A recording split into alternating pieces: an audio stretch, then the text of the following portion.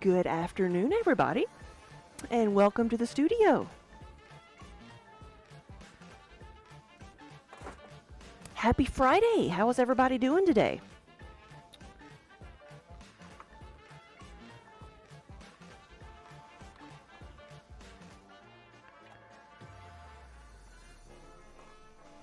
I want you to look and see what I've got. Look at this. I've got a new sponge. Davidius, hello. Yes, we're just getting started. Just now, I started the stream, and then I had somebody, I saw there was somebody in the front of the studio, so that's why it took me a little bit longer to get back here. I sold something in the studio. I sold a mug. Sit in the car waiting for your doctor's appointment. Ooh. Well, I'll keep you company for a little while. How about that? Bored and lonely. Wonder Hamster, I sold a mug.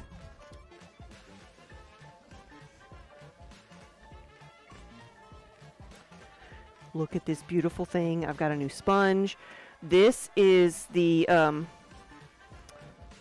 sad little remains of my other sponge that I had. This is how it starts. And then we'll let it hydrate a little bit. And this is what I've been using, and it has worked very well. It has done its job. It has worked very hard for us. I'm going to try not to put it through the pug mill. I'm going to try not to forget about it and put it through the pug mill.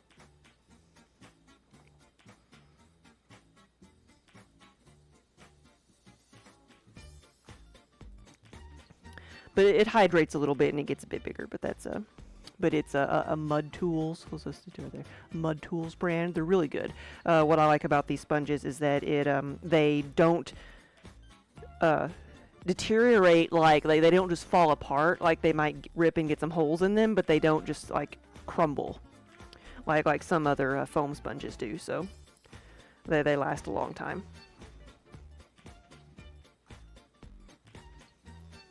That's you. That's like how it started and how it's going. Yeah.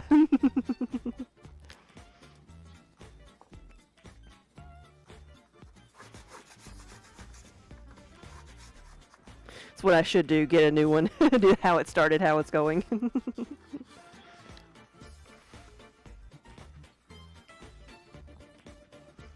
So today I'm going to be throwing some pieces that are a little bit bigger than normal. I'm going to start off with 4 pounds and I'm going to work my way up to 10 pounds. 4 pounds is going to be some pitchers.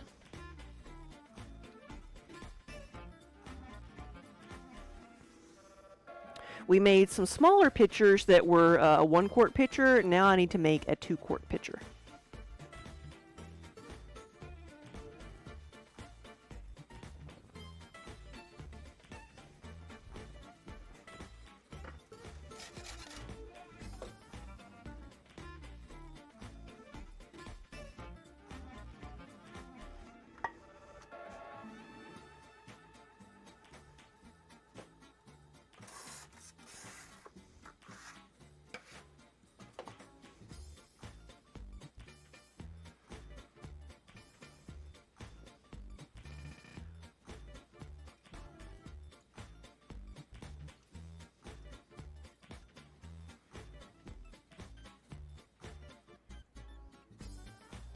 What in the world is going on?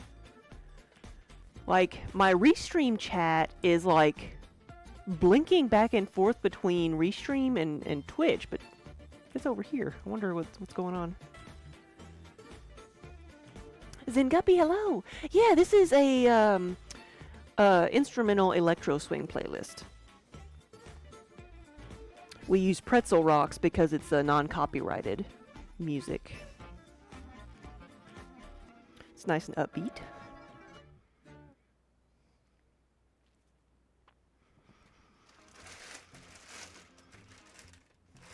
All right, so this is 4 pounds of clay. And I'm gonna make, this is gonna be my warm-up. That's what this is gonna be.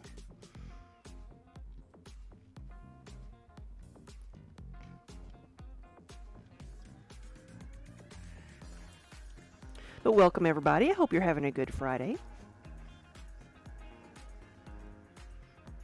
Let's break in our brand new sponge, see how long it stays blue. Let's go a little bit faster than that.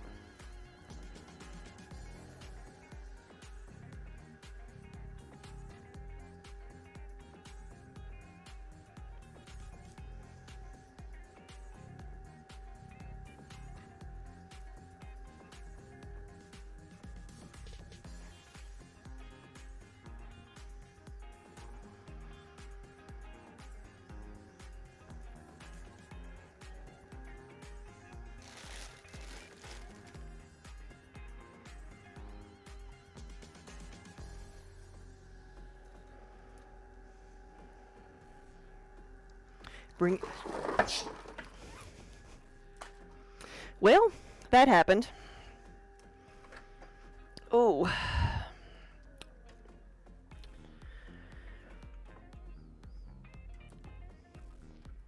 Oof.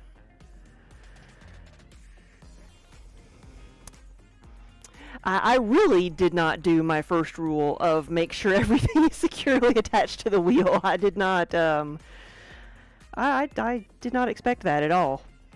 At all. But I'm not usually slinging around that much clay either. Whew.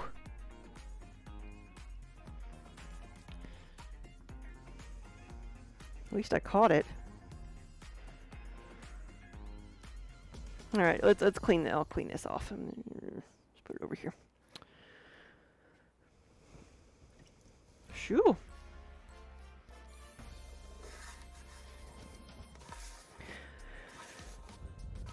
I'm glad it did it on this one and not on one of the bigger bowls. That would have been very sad.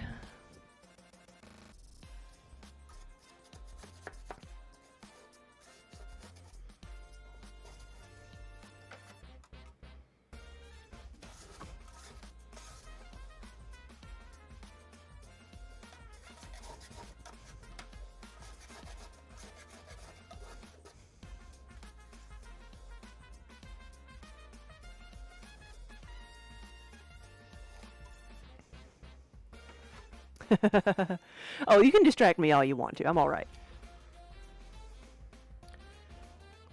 We're bringing back swing to the 2020s. That is true. It could be that some of the music we're listening to was, you know, could be 100 years old or influenced by 100-year-old music. So I wonder, like,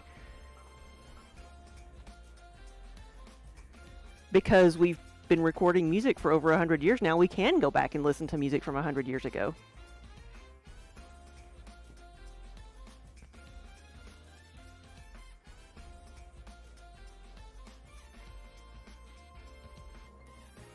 Wonder if 100 years ago people were interested in the music from the 1820s.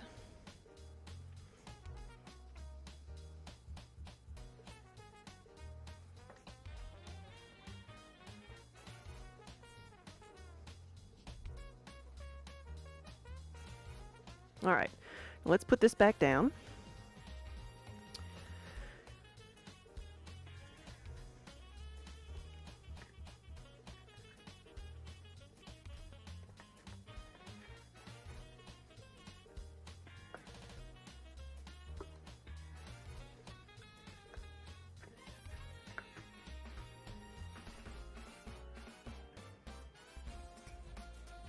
Can't even use a pottery wheel. You thought better of me, didn't you?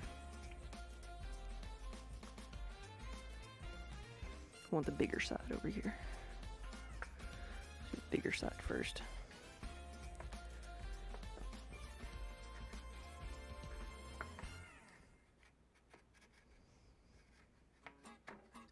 Here we go.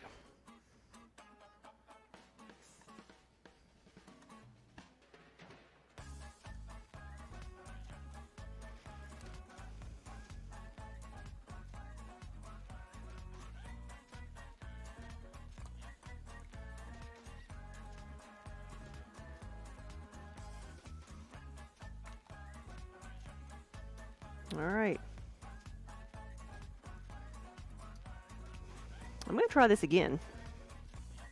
Same piece of clay.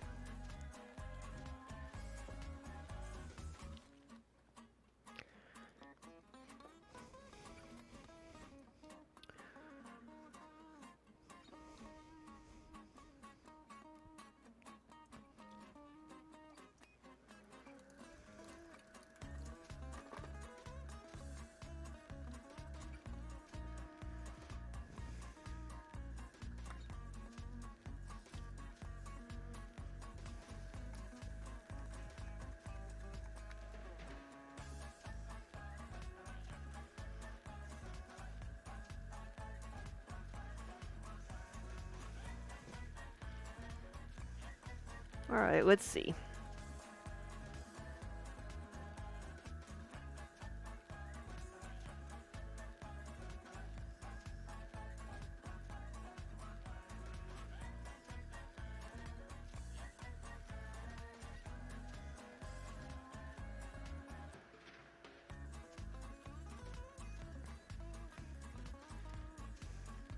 Underground, hey! She's like, so what happened? So I was like doing my first pull and the entire bat and everything came off of the wheel. And so I had to kind of catch it and fix everything and put it back.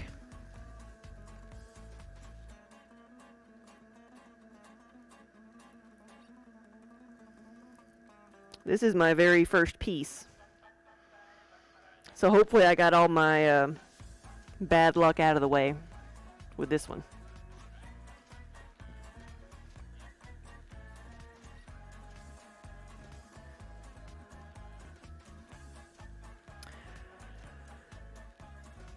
I have to move this one a bit because I'm gonna elbow it if I don't.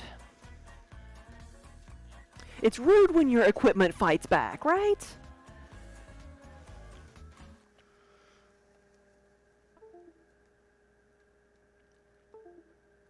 Uh-oh, something happened. But I can't fix it right now.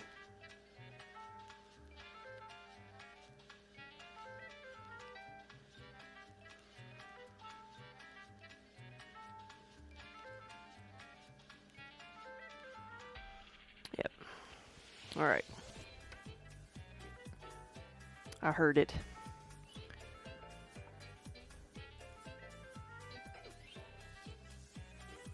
Like I said, we're going to get all our bad luck out of the way with this one.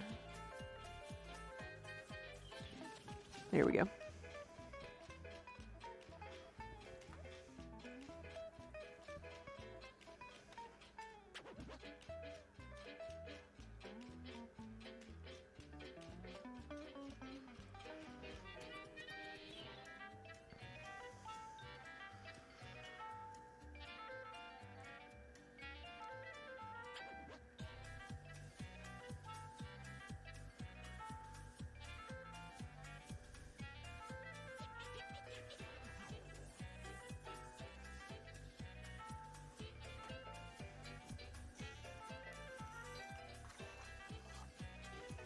Now, we are making a pitcher. I know it looks like a vase now, but it's going to end up being a pitcher.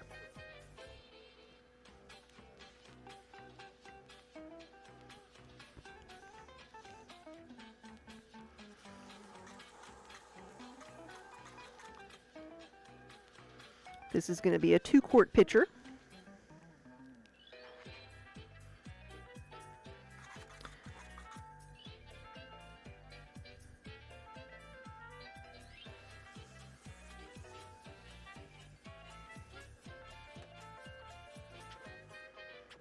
And this is my warm-up. I'm glad I decided to start with these. I want to go all the way up to 10-pound pieces today.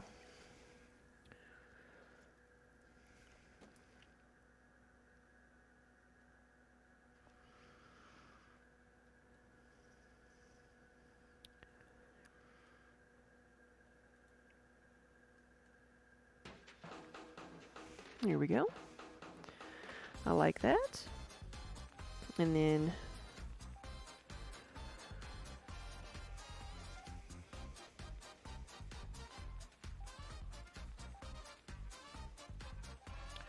give it a little spout. And one of the most important things with a pitcher is to make sure that the spout, it comes to a point instead of being the thicker like the rest of the edge. That way it'll help it keep from dribbling.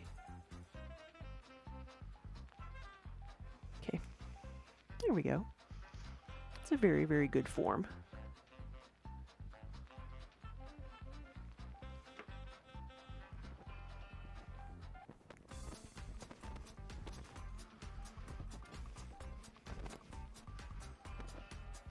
Any Alaskans or Canadians in here? Are you burning your furniture to stay warm? Like, how cold is it up there? We've had several people visiting Nashville from Canada coming through the shop. Because I always ask people where they're from.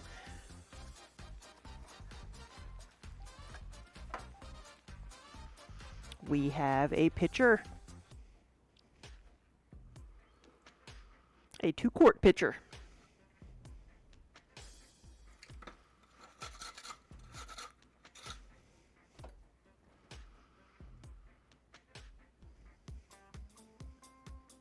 Why is watching someone throw so soothing, but doing it yourself so stressful? Because like sometimes when you're doing it yourself, you know how close you are to failure. You know, it can be a struggle. But for me, for the most part, I find it very relaxing, the process. But as you can tell, like when it messes up, it can be very stressful. But when you can just get caught up in the repetitive motions, it's just as relaxing as it is to do as it is to watch. And that's why I enjoy it so much. And why I can sit here and make, 100 pieces in one session. Because I just get into that rhythm.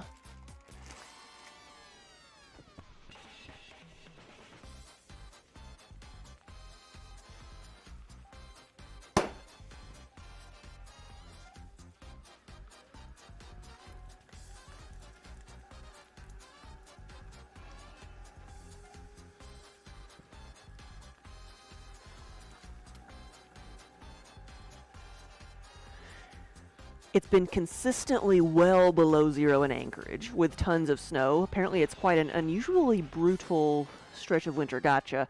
I just remember when we had our snow, like, we were colder than Alaska when we had our snow a few weeks ago. Which was still very cold, and I'm glad we did not stay there very long.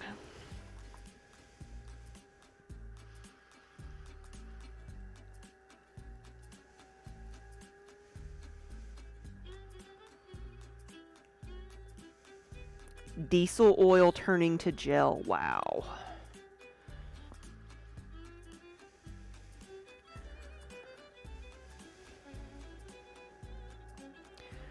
Now I'm going to be careful here because this is when it lifted off. So I've got to be careful to push in and not necessarily lift up too much. Yeah, there's a whole nother level of like winterizing and like precautions that I wouldn't even know to take living in a place that's cold.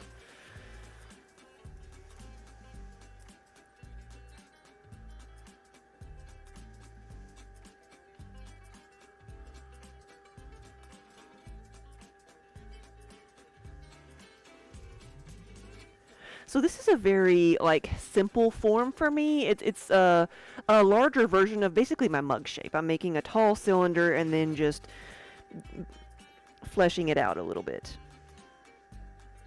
And the 4 pounds of clay, I'm not having to use too many different motions that I'm normally used to. Like the larger the piece of clay you're working with, the more of your body you tend to have to use to move it around. But I'm still mostly just using my fingers.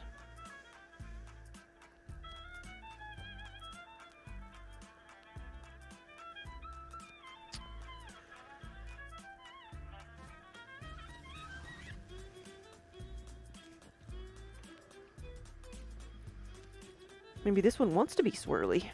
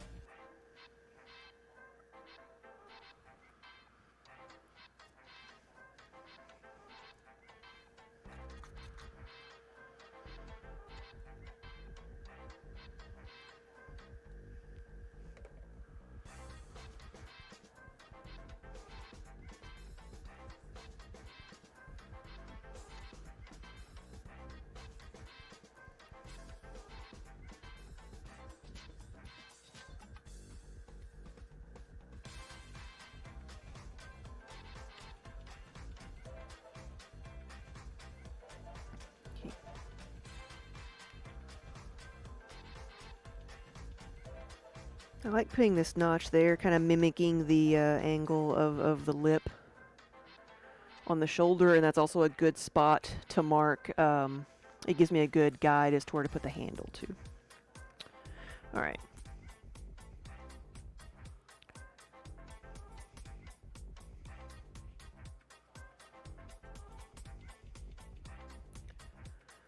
So this is 4 pounds made into a pitcher.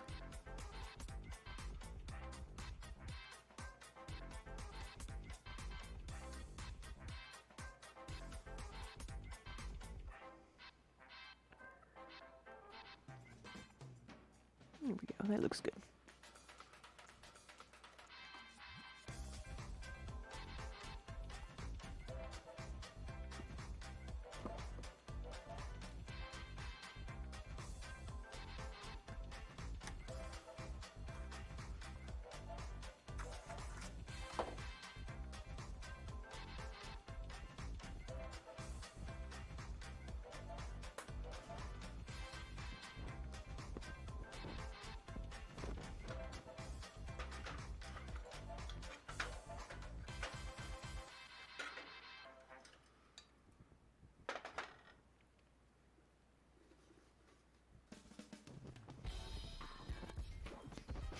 And we have 2.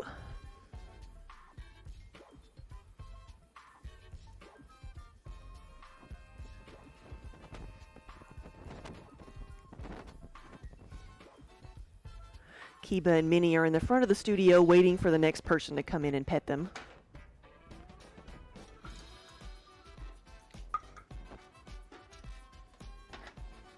So that's why they're not back here with me. As soon as I started up the stream, we had some people come in, and so they were good door greeters.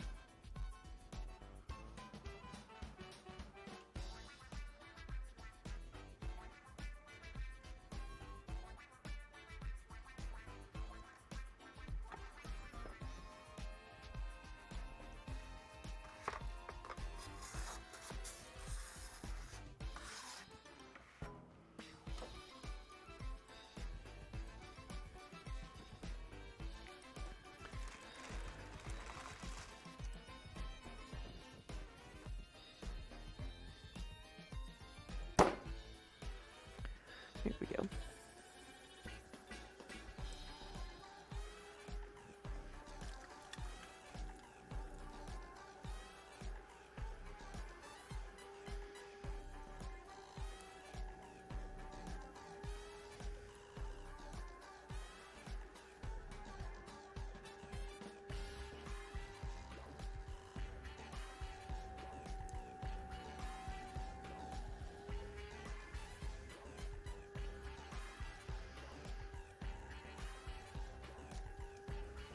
Okay. I've got 5 of these I'm going to try to do all together.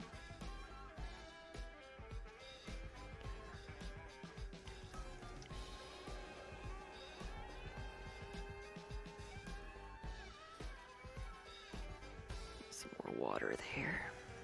That's what I need.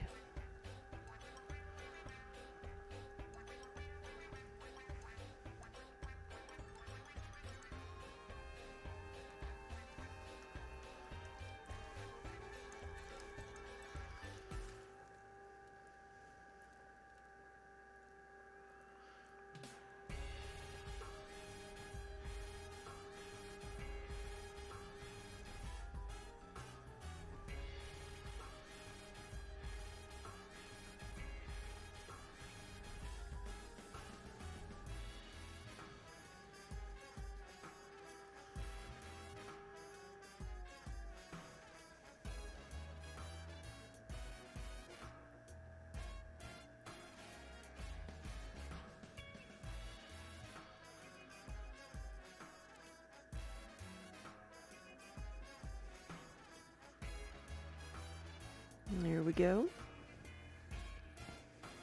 Meanie meanie. Nope. Didn't come back here to see me. Okay.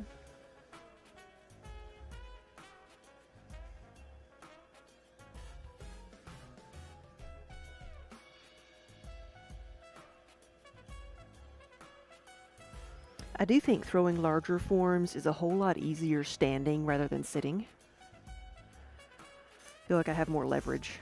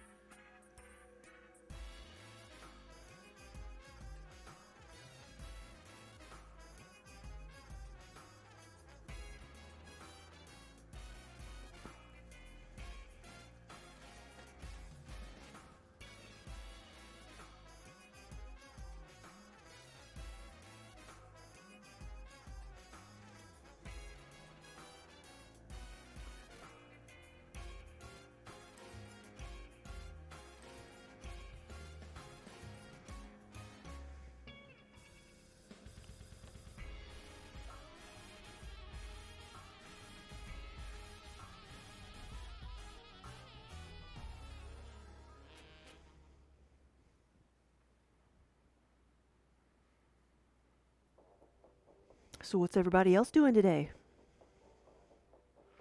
Is it already the weekend for you? The weekends are more of like my work week. Because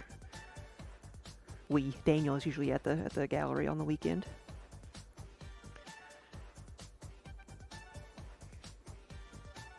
So let's treat them like other work days and take a day off or two during the week to get things done.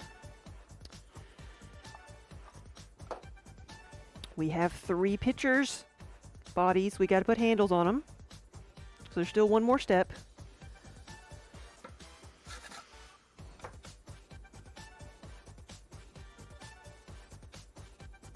Whoa! Pison, hello, welcome from Northumberland. Good afternoon. Or possibly good evening. Welcome to the studio. Yeah, and we are multi-streaming. We are on Twitch, Kick, YouTube, and Facebook. So welcome from wherever you are watching.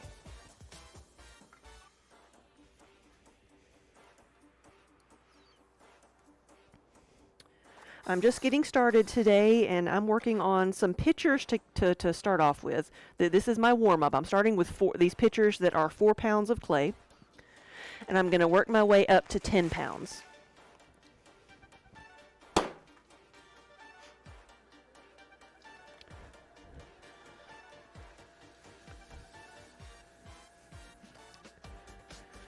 Cyber Citadel, hello. It took me a second to figure out the name. Cyber Citadel, hello. Yeah, welcome back.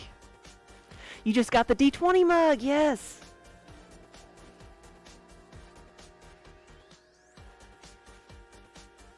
Well, this is how it started out.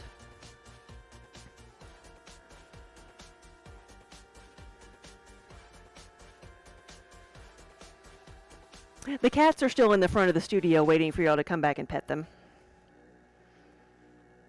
I'm going to send her this one more time. Normally I don't make a lot of really big things, because mostly what we sell are mugs. So I'm kind of putting them all together, throwing all the big things at once. That's why it felt funny. Okay, no, there's something in here. That's why it felt funny. It's like, why won't it center? Because it's got something in it. There's the rest of one of those sponges. I think that's all of it. Okay, let's do this one more time.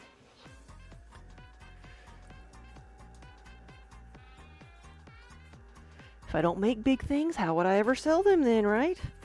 I said I don't normally make big things. We have made big things, which is why we get orders for them.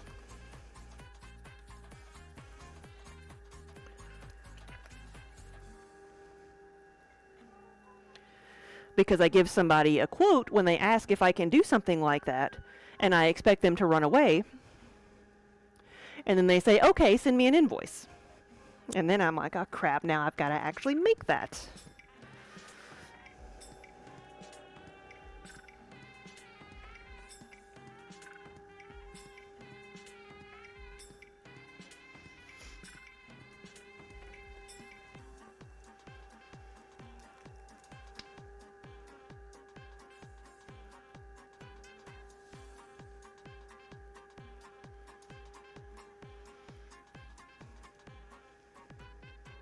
Cyber Citadel, thank you for the follow.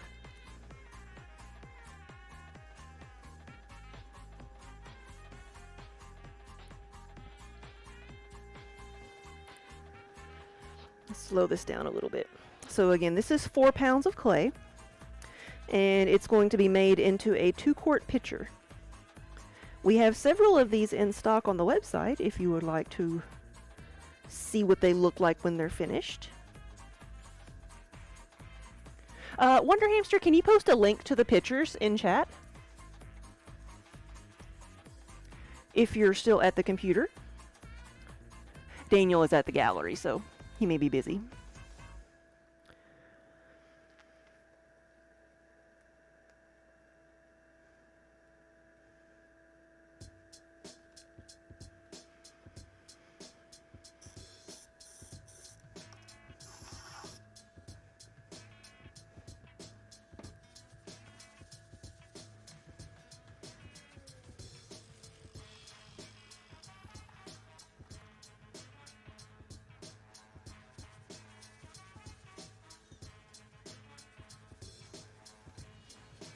That look like? Don't want it to be any wider than that.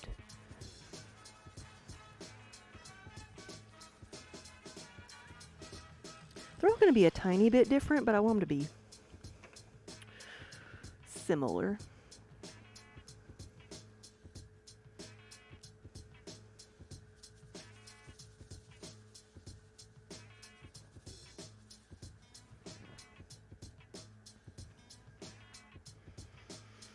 What would you put in your pitcher? Would you use it for liquids, or would you use it for flowers, or what do you think? Thank you, Wonder Hamster.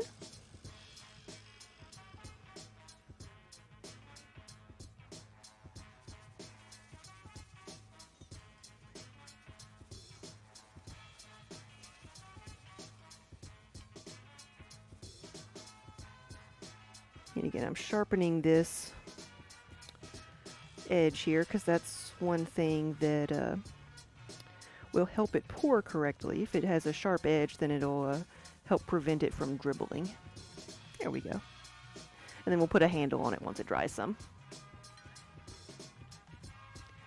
Iridican wife, you'd use it for green tea. It's a lot of green tea. Would you serve it like cold, like iced tea? Hey Jenny and Wacklet, how are you doing? Are you feeling any better?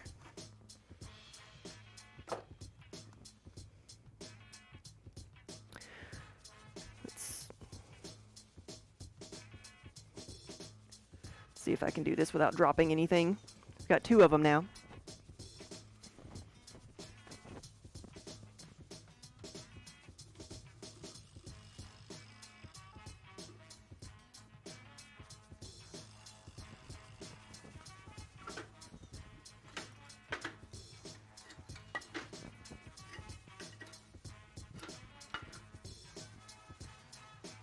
Alright, we'll do 1 more of these.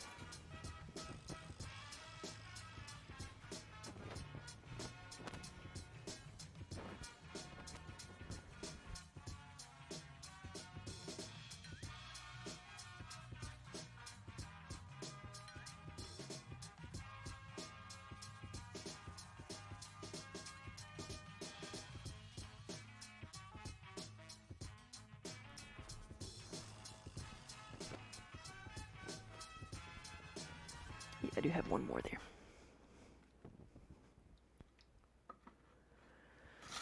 Said cold or hot for green tea. It doesn't matter. It's all delicious. Ouch, ouch, hello. Yeah, good afternoon, everybody, and happy Friday.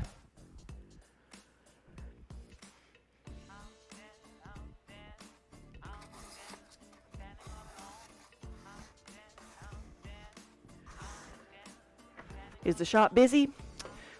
The shop down in Nashville, it's busier today than it has been any other time this week, but it's not busy. It's January. Not many people are traveling in January, though. So that's just part of it. But we did have people come in here today and buy a mug.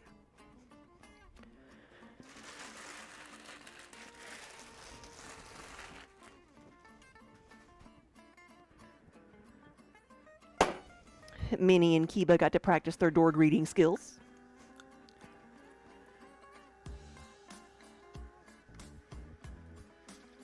Wacklet, COVID does suck.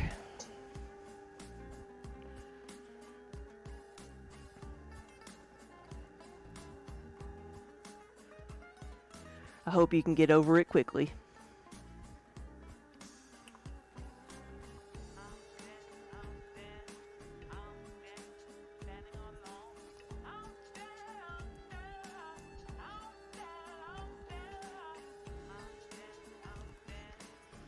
Alright, so this will be the last of the pictures, and then I'll move on to some bigger pieces. This is 4 pounds of clay.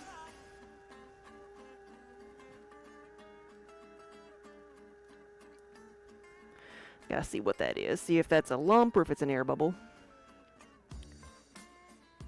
But can you see the lump right there? That's an air bubble. Okay.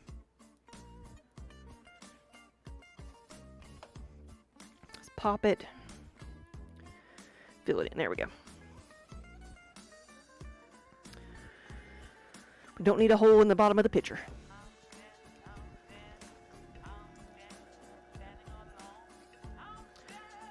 I probably didn't check the bottom of this pot to see if it had any divots in it.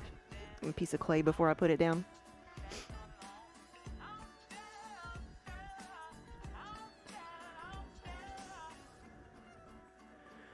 Ouch, ouch, you were at a new client today, a nursery. Oh, you mean like a people nursery, not a, I thought you meant plants. You're just waiting to find out what kind of sick you picked up from being near all the little kids. Oh.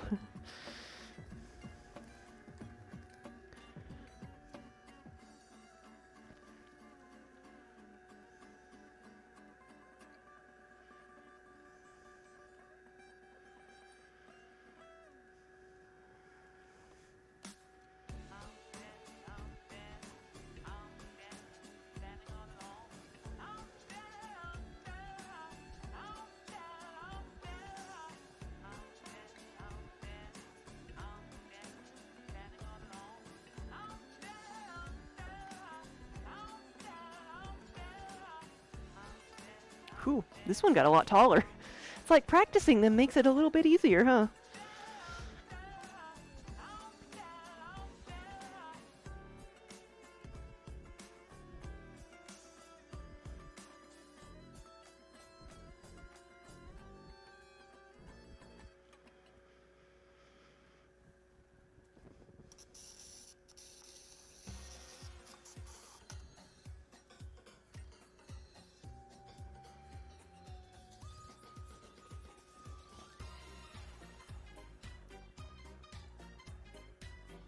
What is scabies?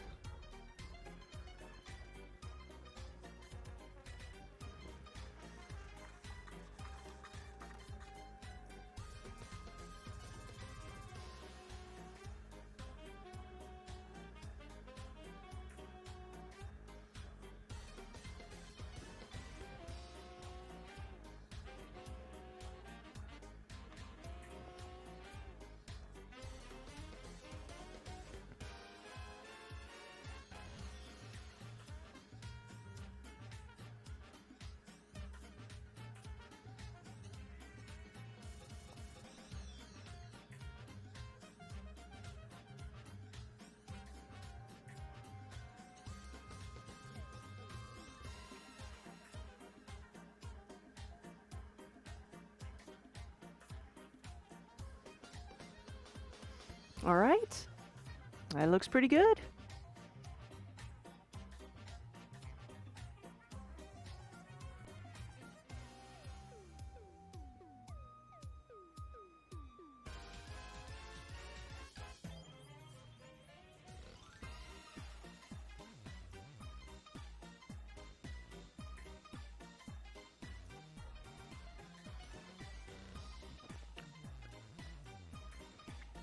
There we go. This is such a nice form.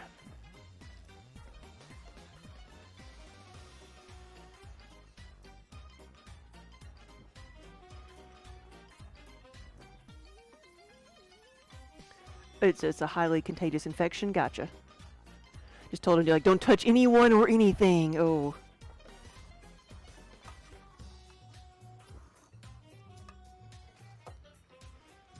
I am of an age to have experienced chicken pox when I was little, so I know how fast those things can spread and how dangerous they can be.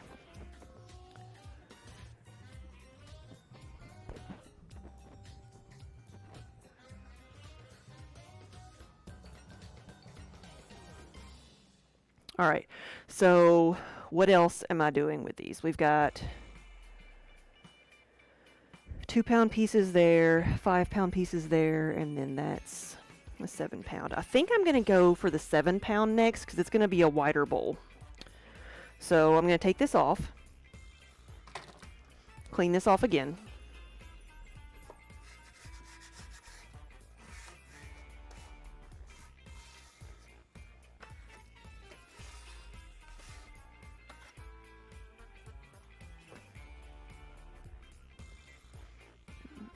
I need to get my ruler over here before I forget about it. So I can measure these.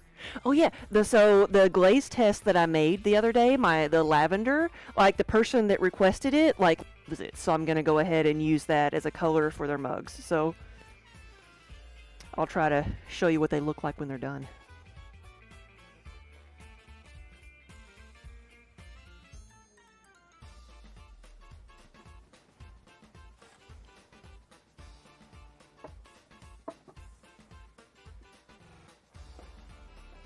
All right, so this is a much larger bat, as you can see. Let's see, where's my, this one is the one that goes with it here. Yeah, that's that one. This is gonna be a wider bowl. I call them a family gathering bowl.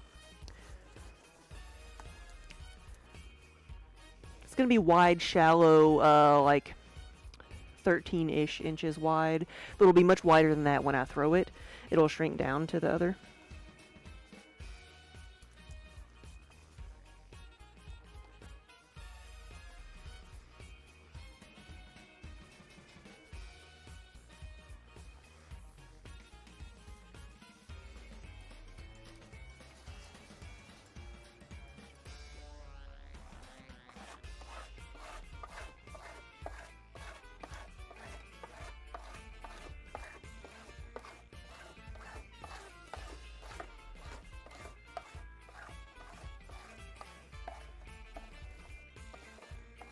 Okay.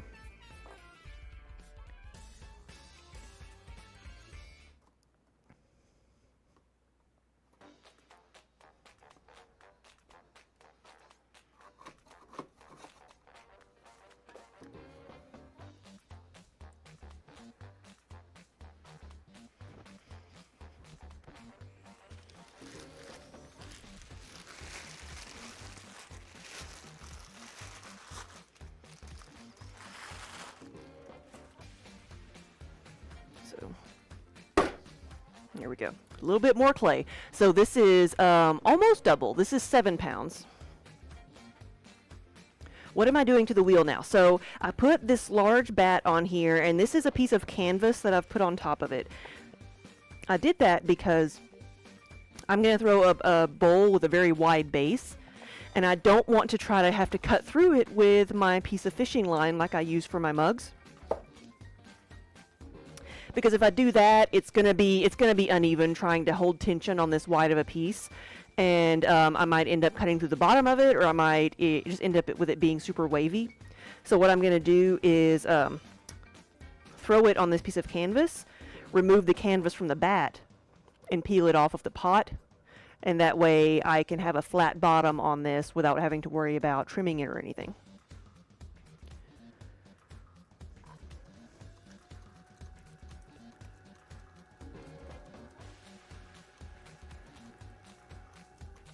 Okay, we're good and stuck.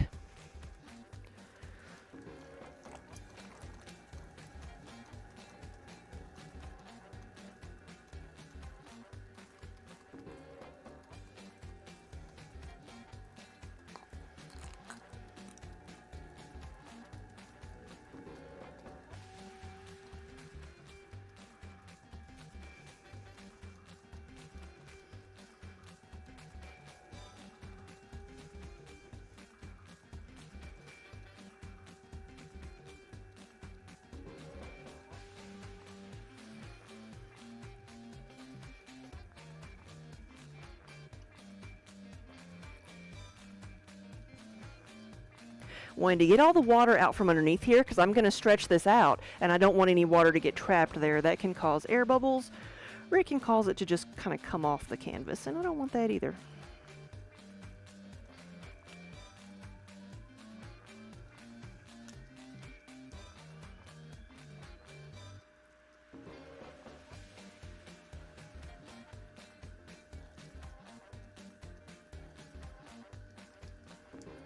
Close to the edge as I can. And we'll compress this down.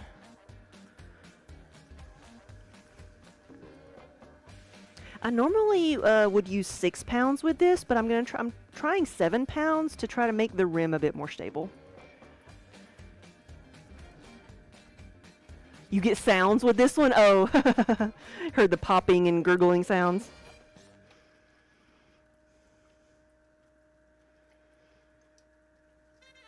I feel like I need to back up the camera a bit so you can see what I'm doing. Slow this down a little bit.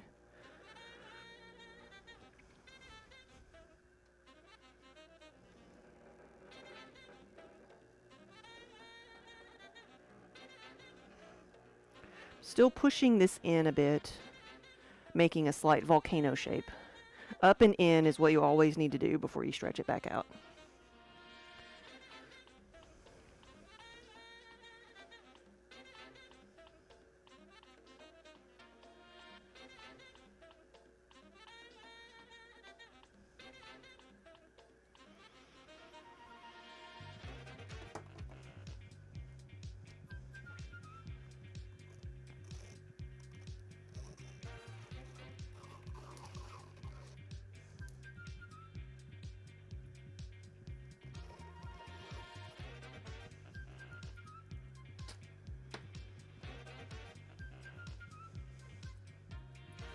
So this will be like a serving dish, yes. And I will have a smaller set of bowls, like 7-inch bowls that could go with it as a set to be sold together, or you could purchase it individually. If it's on the website, it's a family gathering bowl set. I don't know if we have it on there or not.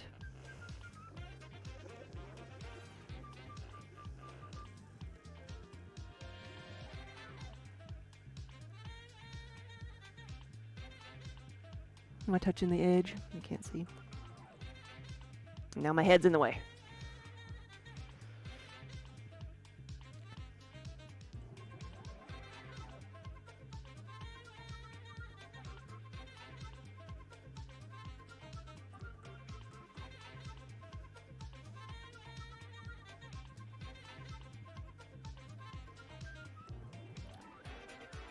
Citadel, it's so satisfying, isn't it?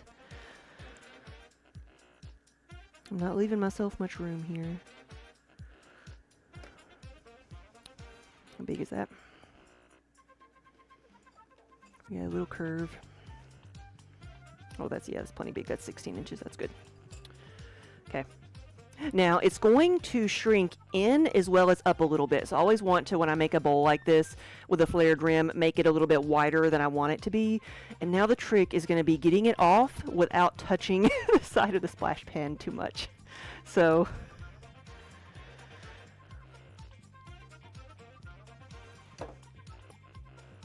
did I touch it? Did I? I did not. I did not. All right, so we have a large bowl that will hold lots of things. What would you put in here? I mean, you could put salad, but that's healthy. Can you imagine that thing full of pasta?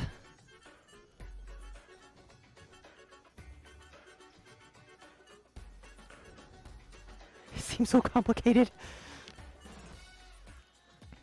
I could have taken the splash pan off, you know, like I could do that, but then all the stuff that gets caught by the splash pan would splatter onto me, and while I'm usually covered in dirt, I know I can get away with not taking it off on this piece, so that's why I didn't.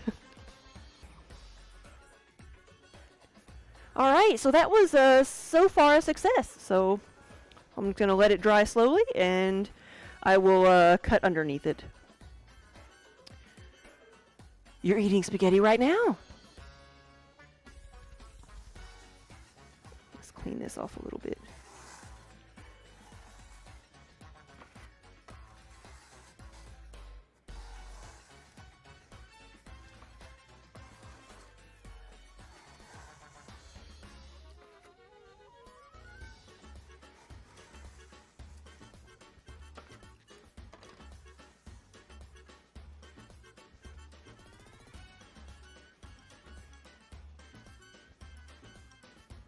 That's a good analogy, Underground. It's like it's complicated in the same way that juggling is complicated, but once you wear the grooves into your brain, it just happens, yeah.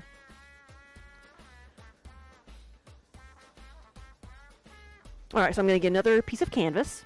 This is a smaller bat, so it doesn't have to be, it's not as big. Because the base on this one is not going to be as wide, but it's bigger than my normal tiles.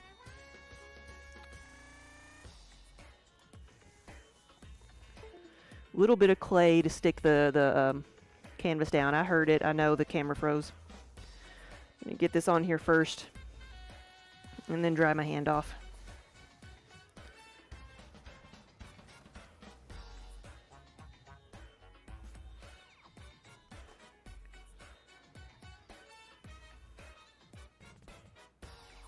Why you gotta be difficult today?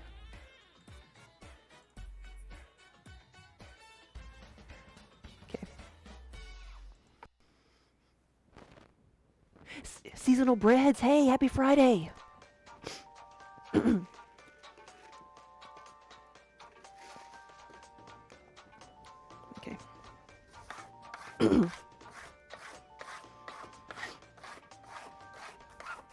Put this down.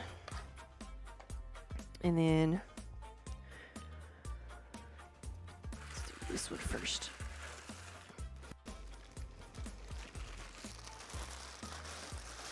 So what I'm going to do next is I have had 2 different orders in the past week for my largest yarn bowl. And so if you've been watching for a while, you know that like I used to make a ton of yarn bowls, and my largest one is a 12-inch yarn bowl. And let's see how big is the bat here. This is a 13-inch bat. It's a 13-inch bat. 14-inch wheel head. And so I've had 2 of those ordered in the past week. So I am making some Big Bertha yarn bowls. And they are 10 pounds of clay. And what I like to do with that to make it a little bit easier on myself is to center 2 pieces that are 5 pounds. And so I'll center this one first and then put the other one on top and center that and then center them both together, just so it's a little bit easier.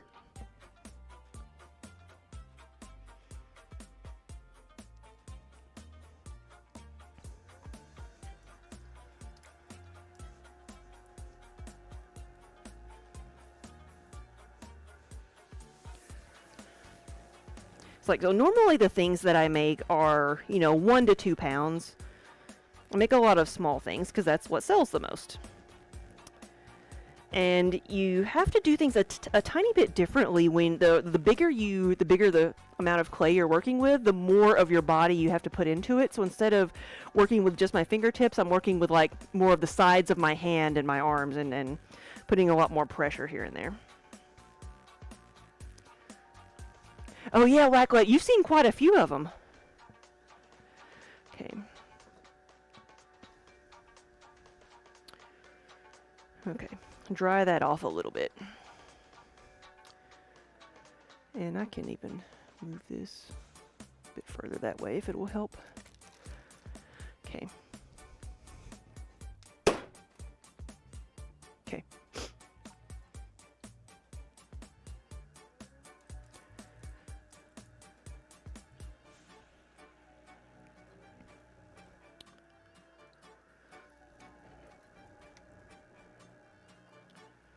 And so I have an order for 2 of these, so I'm going to make 4. Because I fully expect at least one of them to collapse on me.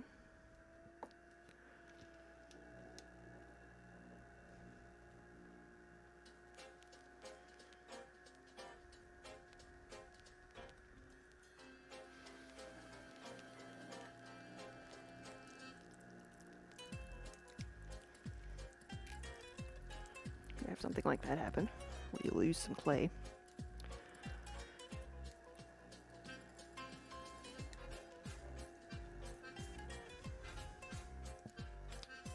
Okay.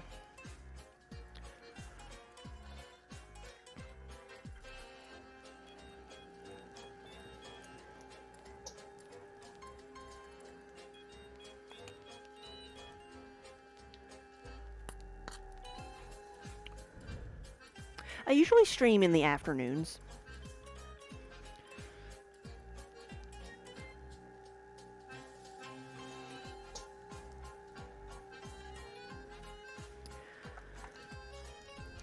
Alright, so that's a little bit of scrap off of there.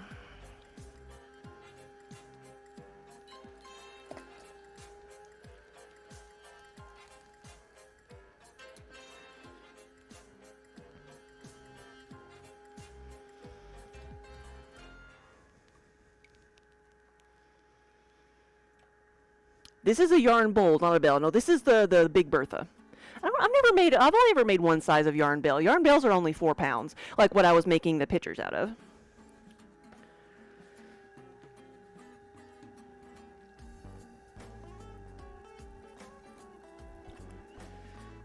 And I probably will trim this a little bit. So I'll leave some clay there.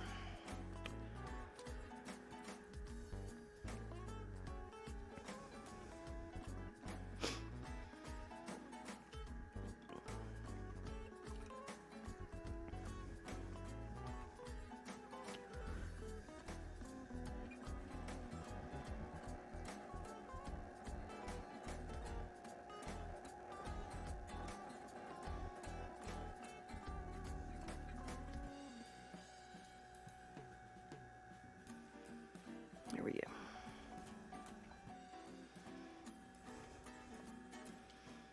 My wheel was grumbling and complaining.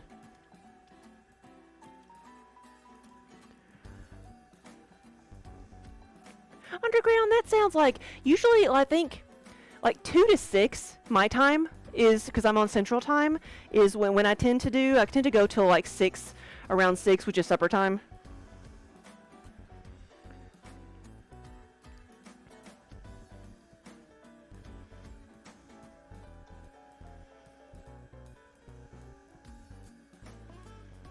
And just depending on what I'm doing, or I may do some in the mornings or in the evenings, depending on what my schedule's like.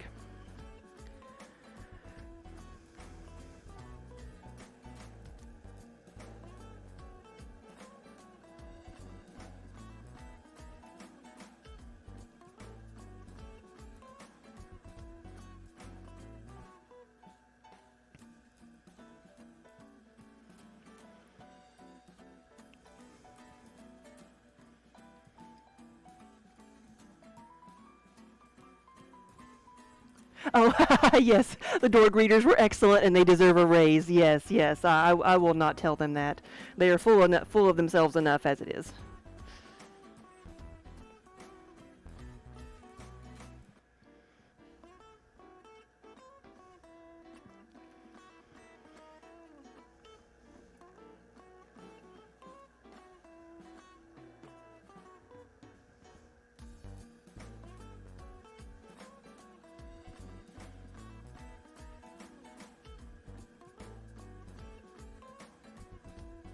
I also call them my supervisors.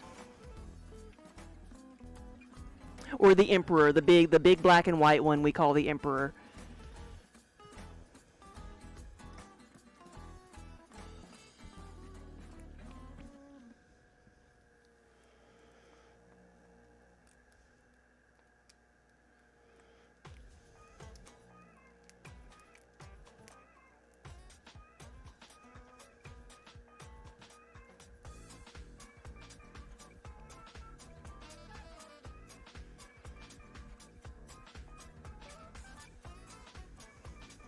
Alright, I think I can get it a little bit taller. Minerva just does it because she has to show the Emperor that he can be replaced, yes. He has the bloody nose to prove it too, because she got him really good yesterday. There's a bubble right there.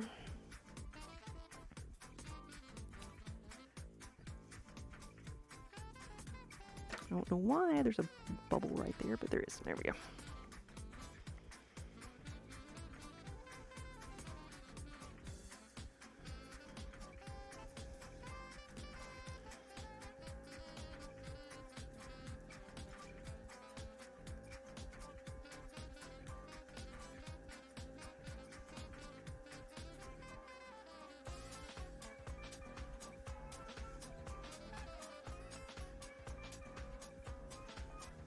Okay.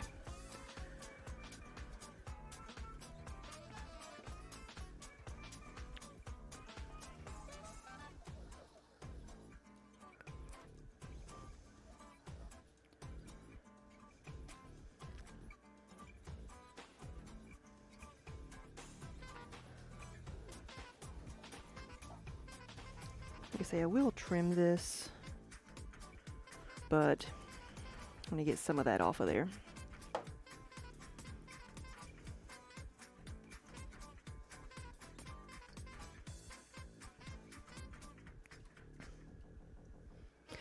Come on.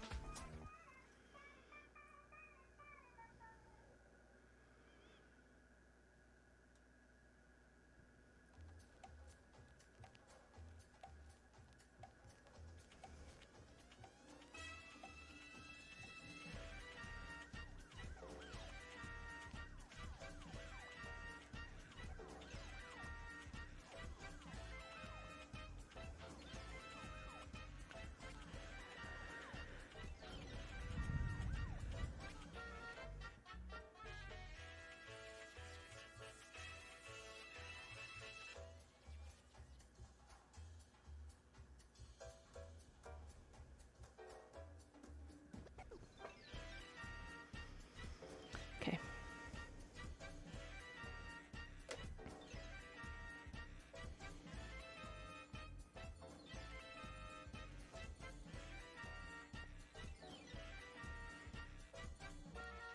It is like 12 inches probably, or 13 inches probably at the belly. I'm going to stretch it out a little bit more.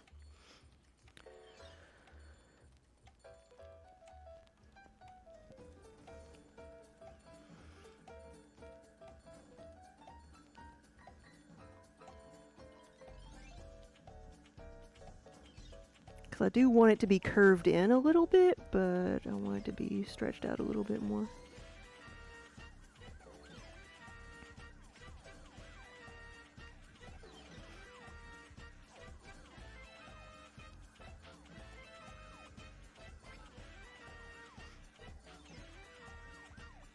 Okay.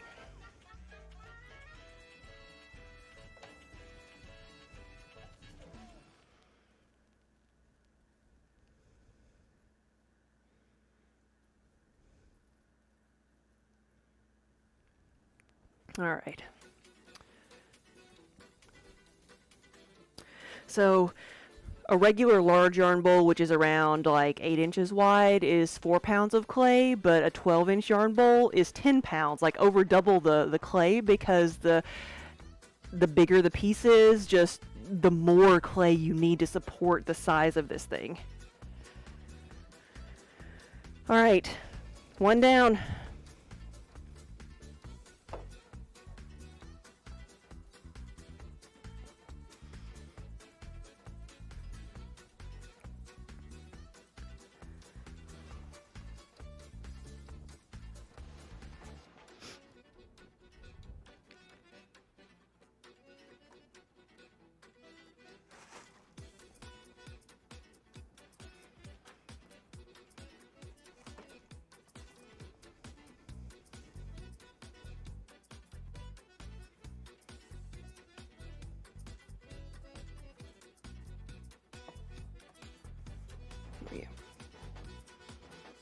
Happy New Sponge Day! Yes! I finally got a new one. So this is my new sponge, and this was the old little pitiful one that I'd been using. It served us well. It did a good job. I'm gonna try to keep it out of the pug mill.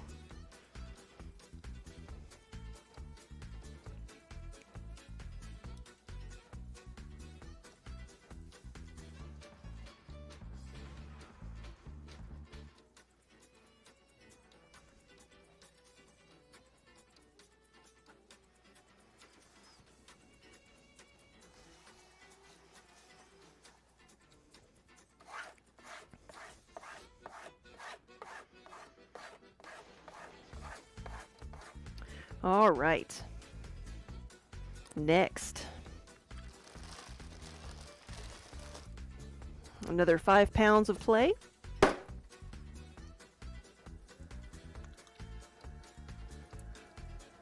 Wash that old sponge off and it'll be as good as new. It'll be a little bit holy.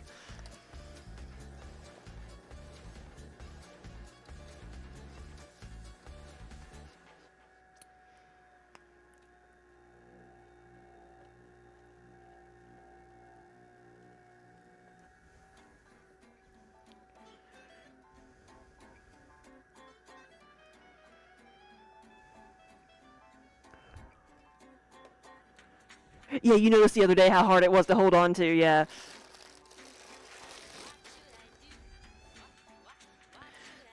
Better stop this, right, before I do this. I don't know what it would feel like to have 5 pounds of clay slung into your chest, but I don't think I want to know.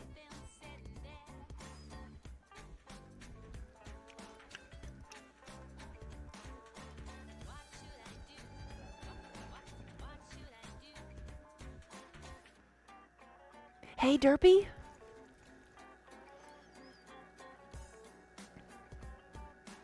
Today I'm making my largest yarn bowls. They are the, we call them the Big Bertha yarn bowls, but they're around 12 inches wide. So I'm making bowls that are, 13 to 14 inches wide right now.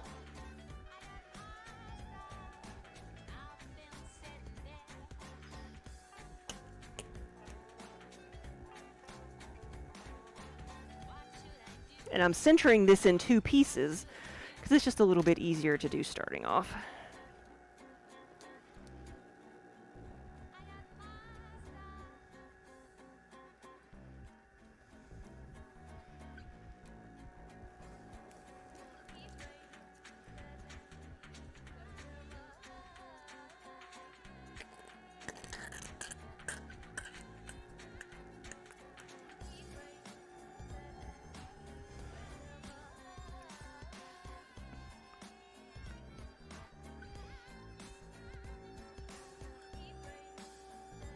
Okay. Let's try to open this up. You missed your pottery class, Blue. Went by too fast. You only had the wheel for 2 weeks. Oh yeah, you barely got to get started.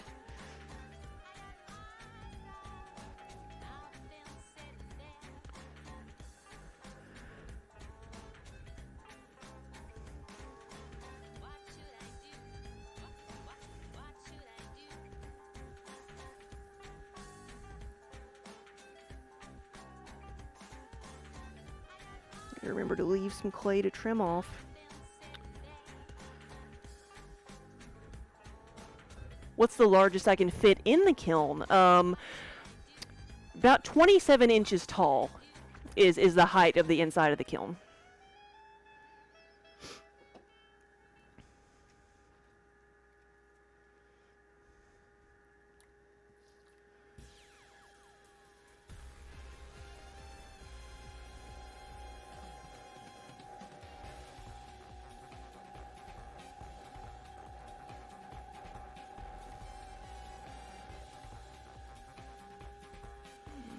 Go.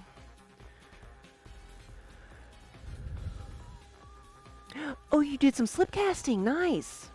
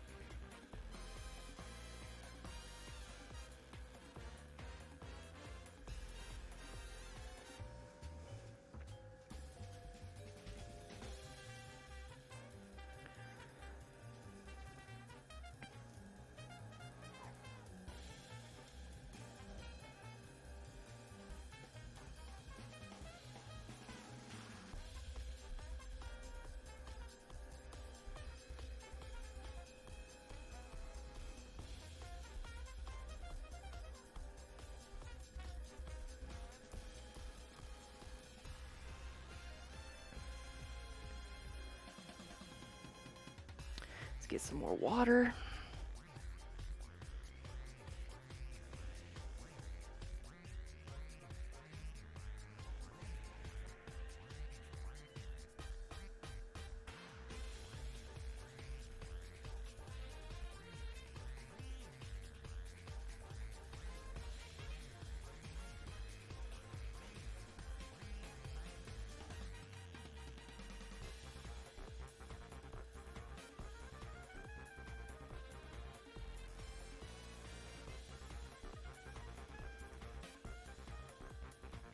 Whew.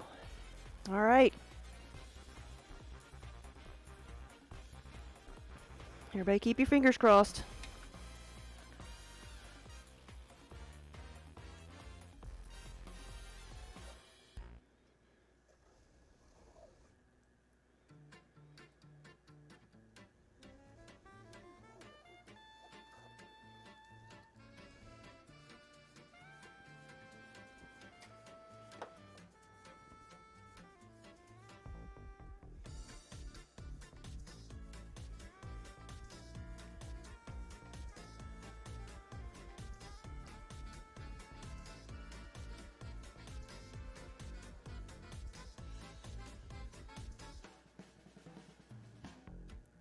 Trying to move my hands at the same rate as that the wheel is spinning.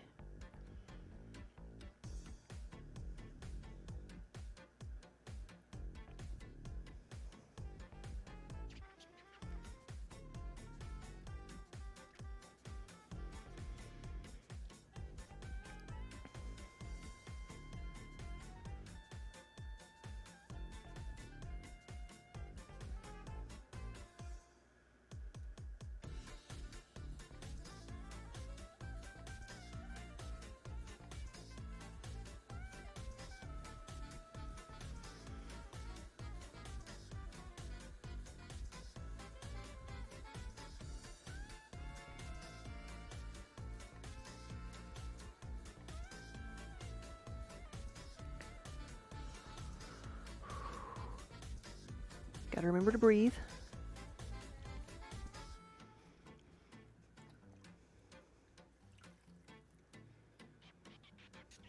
Hey, Lassa.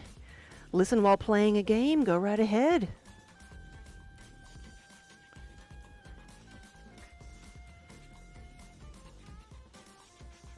If you hear screams of pain, you know what happened. Okay, that's 13.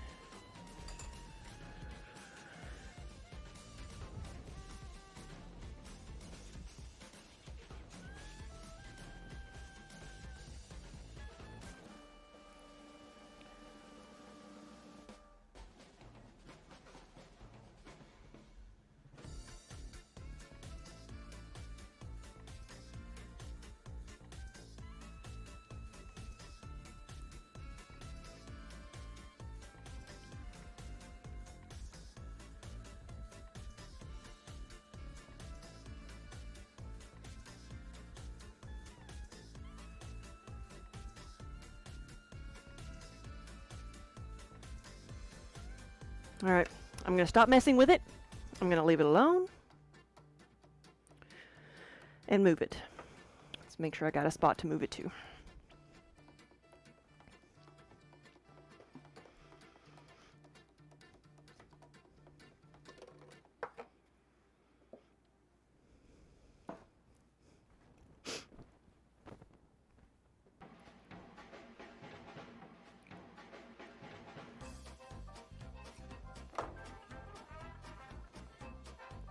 Okay. So large bowl.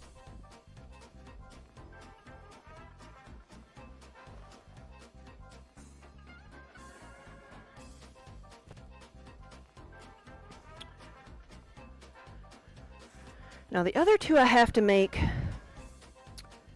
I've got to use the raku clay. So the same thing I made all the pumpkins out of. And it's going to be, for me, a little bit harder because the raku clay is much more dense because it has a lot more grog in it, so it doesn't feel as soft.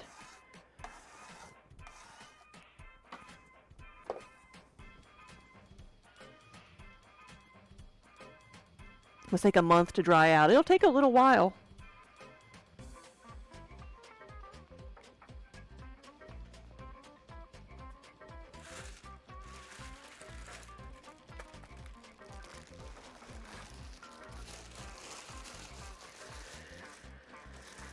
But I'm going to start them the same way, which is to, oops, let me get the other thing off.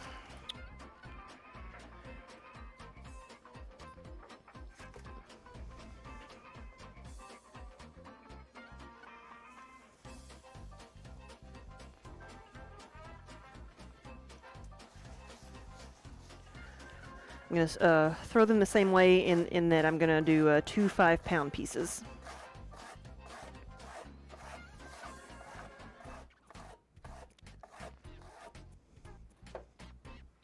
Raku is fun. These guys are just big.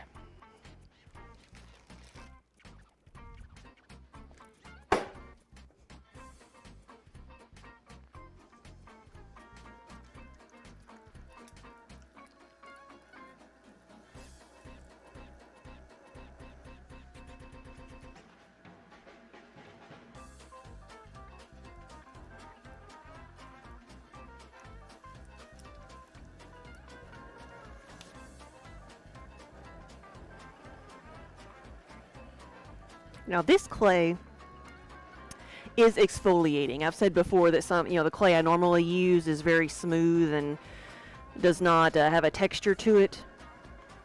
This stuff has a texture. It doesn't hurt or anything, but it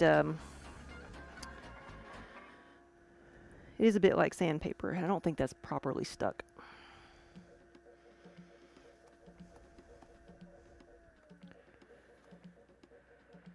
Oh, I think it came up. Okay, I think the whole thing came up. That's what it was. Okay.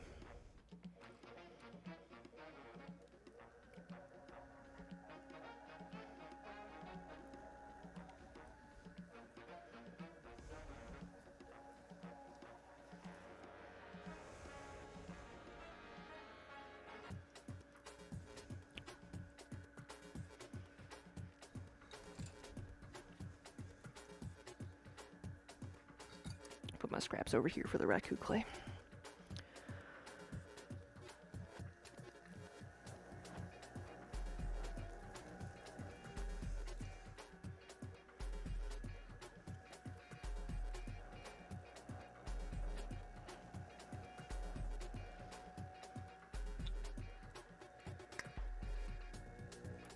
You want a 12-inch teacup. Do I use a trash can or a special kiln for the raku? We started out by using a trash can.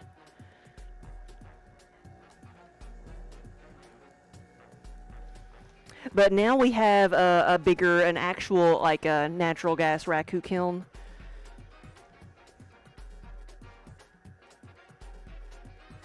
That's much safer to use.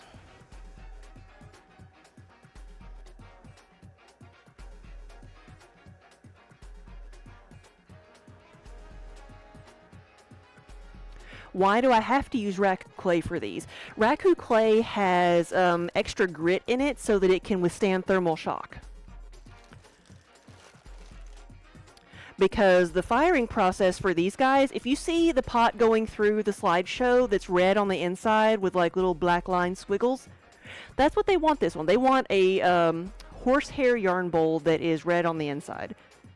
And to do that, any raku process involves heating the pots up until they're glowing red hot, taking them immediately out of the kiln and doing different surface treatments to them. So if I use my regular clay, it would just explode when I do that. But with all the extra grit in here, it'll be able to withstand that thermal shock and survive the experience.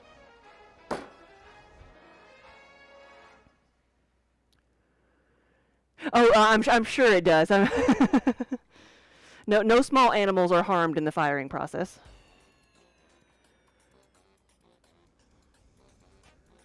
The raku clay, the base clay is no different than anything else. Like, I could fire this to cone 6. I could make a mug out of this and fire it to cone 6 and it'd be fine. It would just be a little bit, have more texture to it.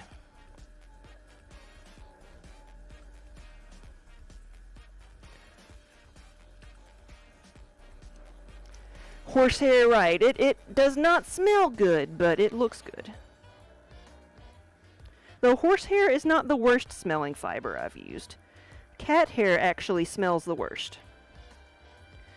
Because I have cats, so why wouldn't I try it?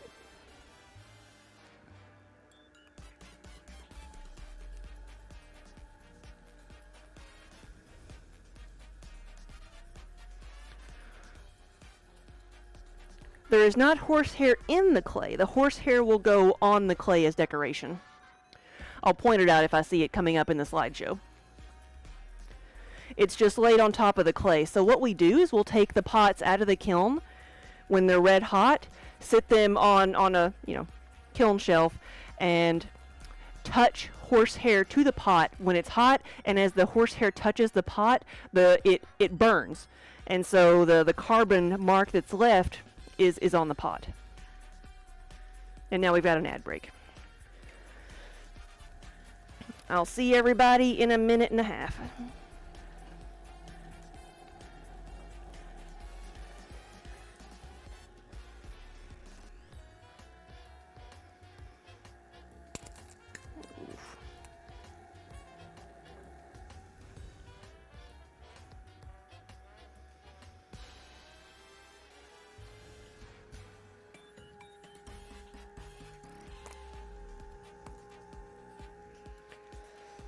Okay, let's see if I can open this up.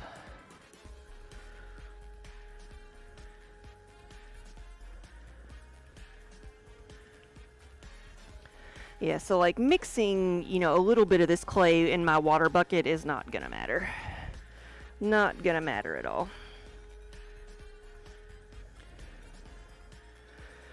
Is now when I remember that I probably said the last time I had to do one of these that I'm never gonna do it again.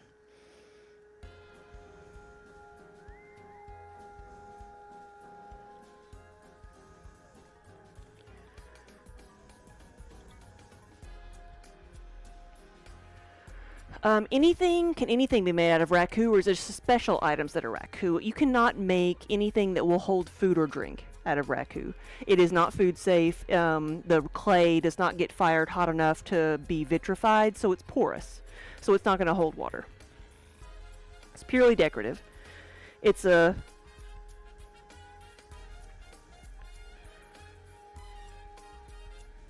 play on just ancient firing techniques. Firing and decorating techniques.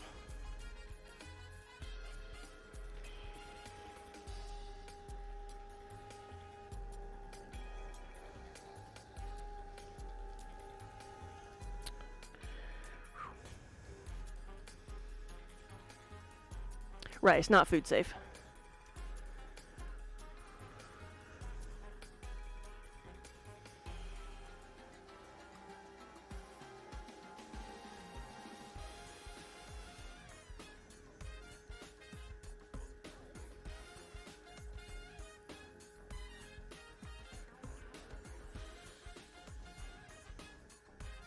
All right.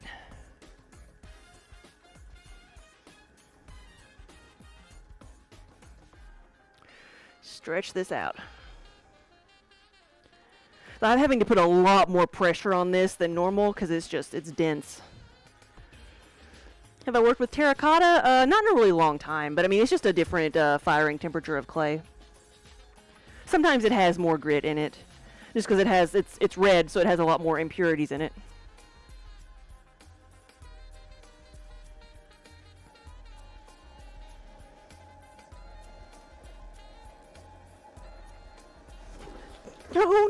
No. Oh.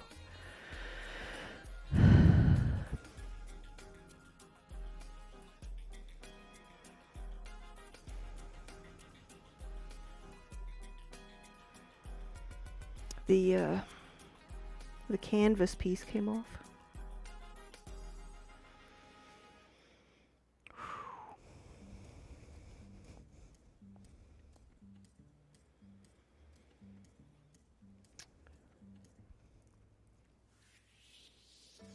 I don't even know where it was.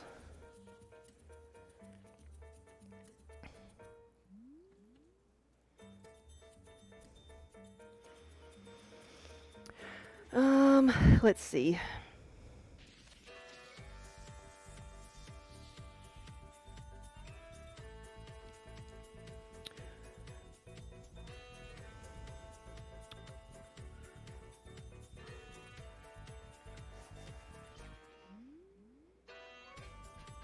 I'm gonna try. That seems fairly even.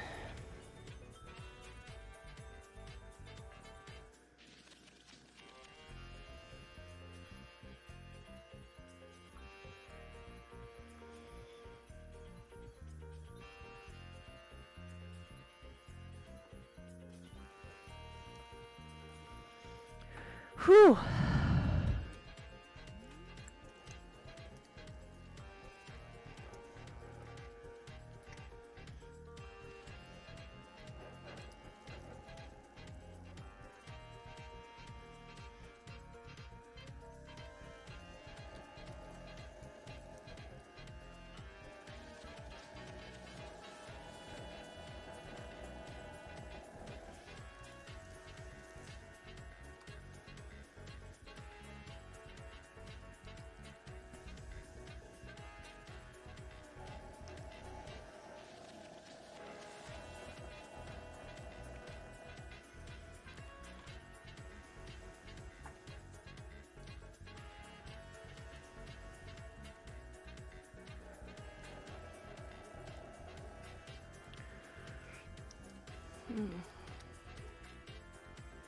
Just need a whole lot more water.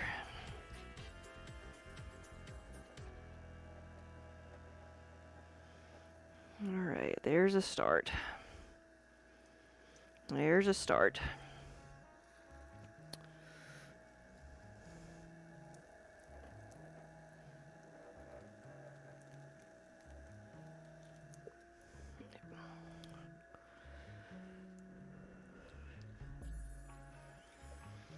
Whew.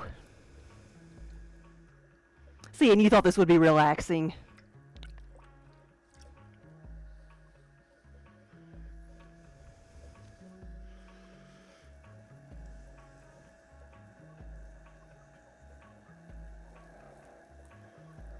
Look at it trying to lift up again.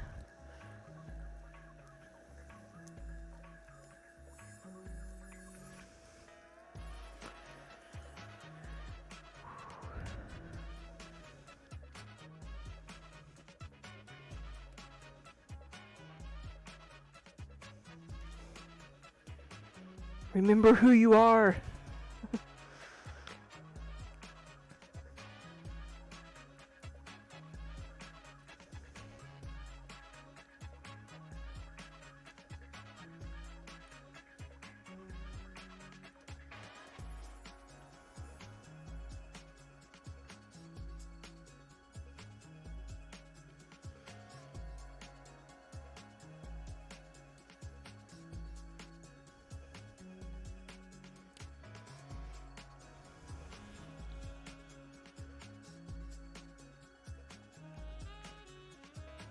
That is a hefty dollop of clay. It is.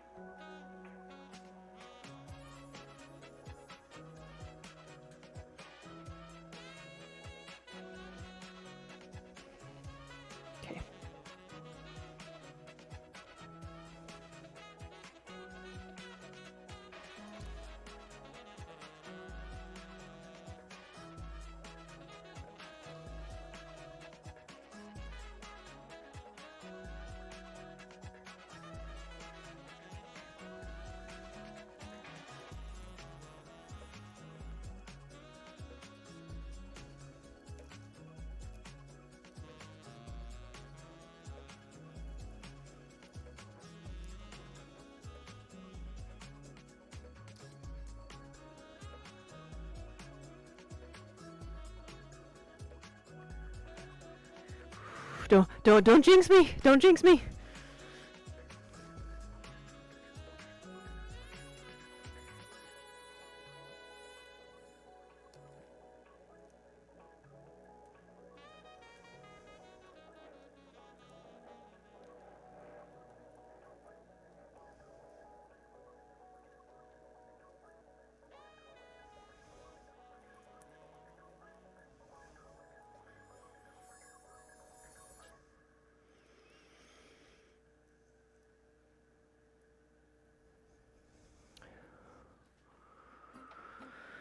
Whew.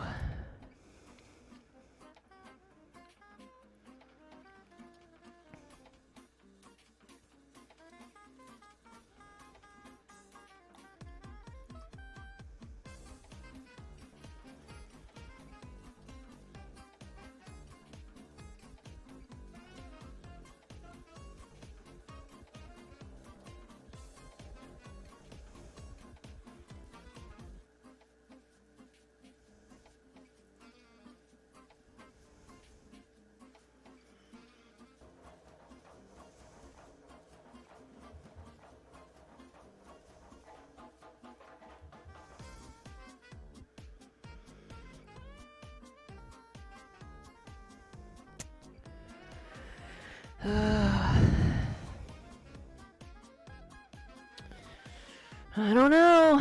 I don't know.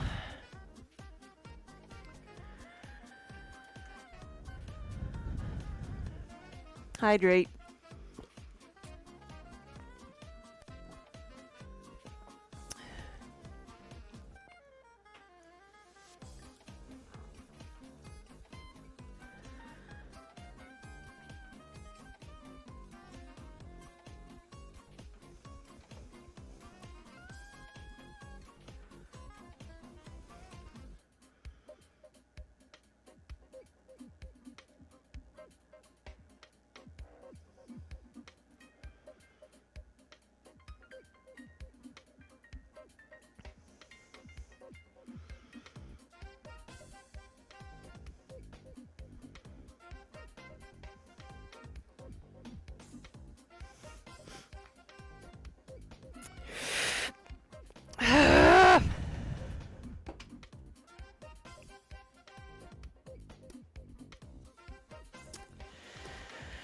Oh, there goes that one.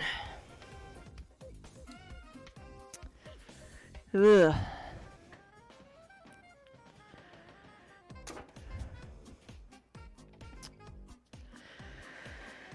I'll try another one.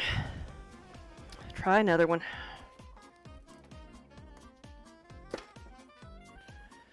That's why I had two of them, but if I don't do the other one, I have to get some more raku clay. And maybe the next batch will be softer. Just like the regular clay, I can reuse this clay. I will have to wedge it and then get all the air bubbles out of it and everything.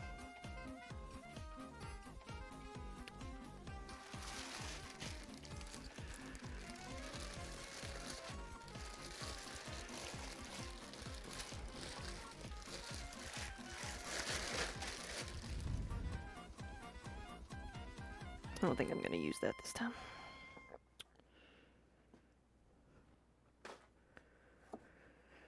Just going to use this and cut it off. Whew!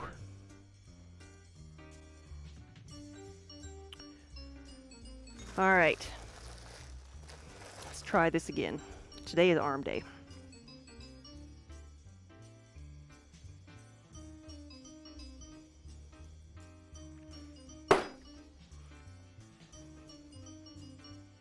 At least I can reuse the clay.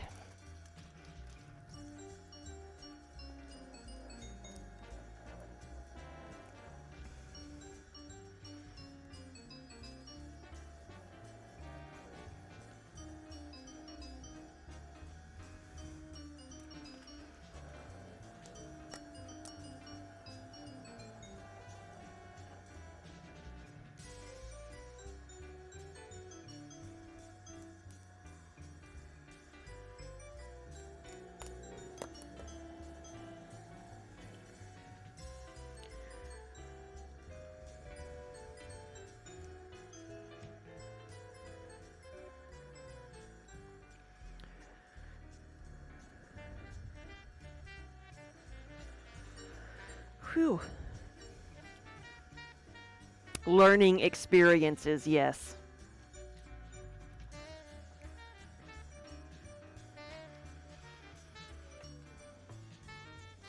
No, it's part of it. This is stuff I don't do very often. It's a struggle.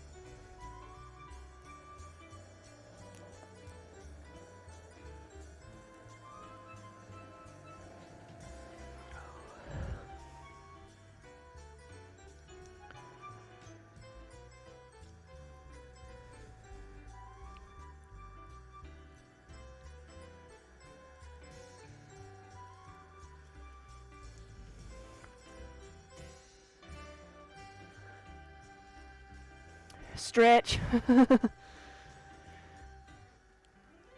Ah, see. All right.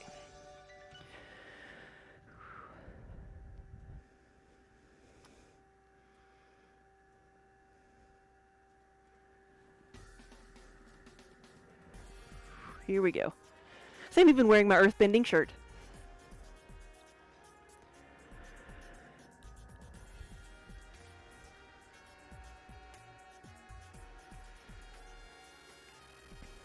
Let's see if I can do this entire chunk. My apron doesn't get in the way.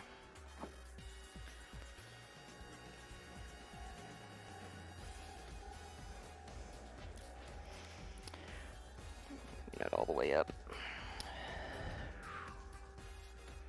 No canvas this time. Not after what happened last time.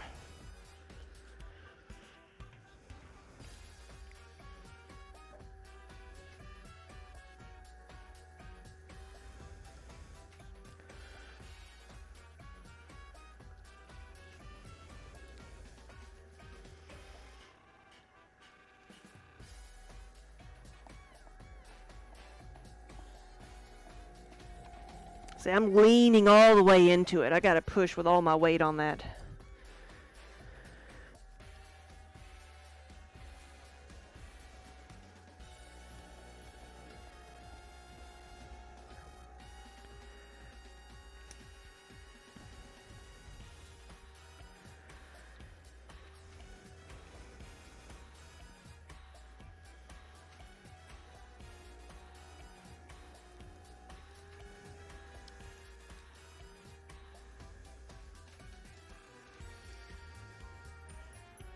Avatar the Last Claybender. Yep.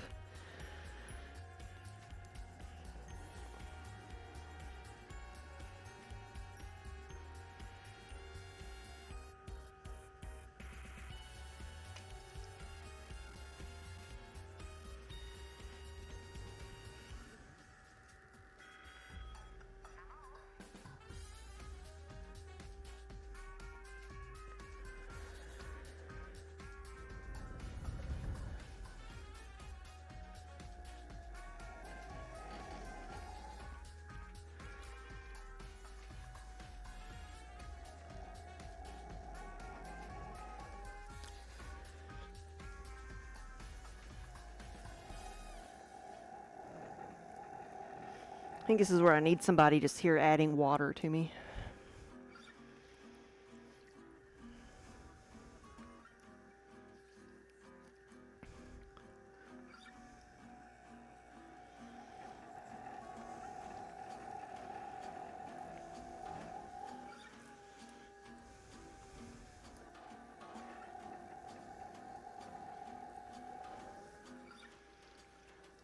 Because there's just so much friction here.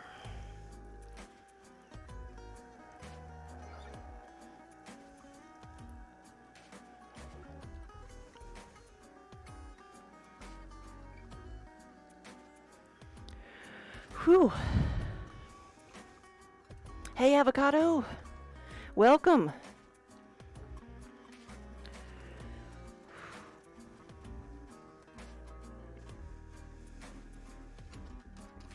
This is not a relaxing clay day. This is intense clay day.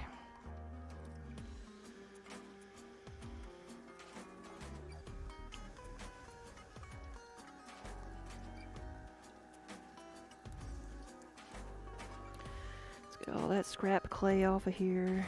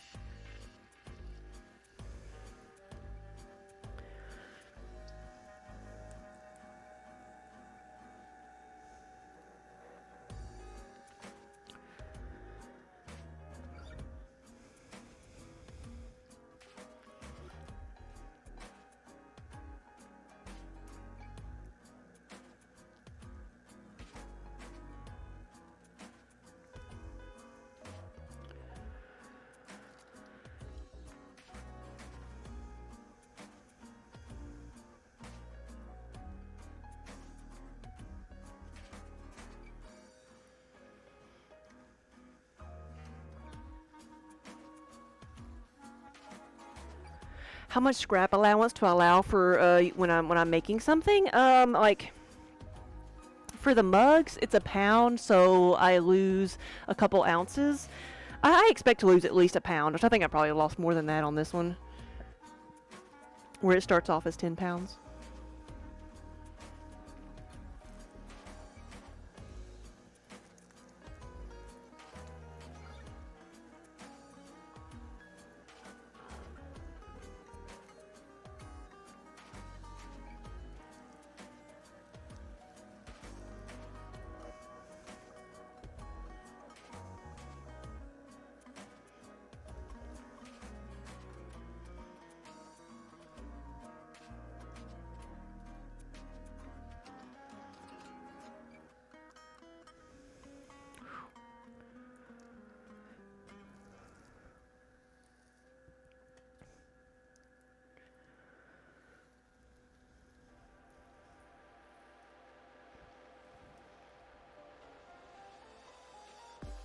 Is it bad that I seem to be losing clay like that? I don't even know. Like I didn't lose that type of clay on the other pieces. I think I'm having to put so much pressure on this just to get it to move around that I'm scraping some of the clay off.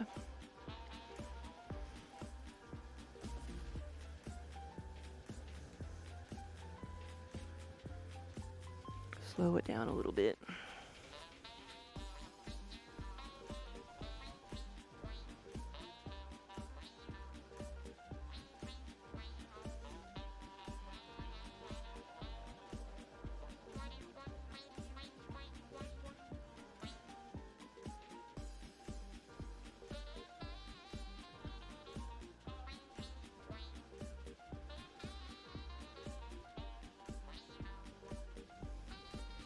All right.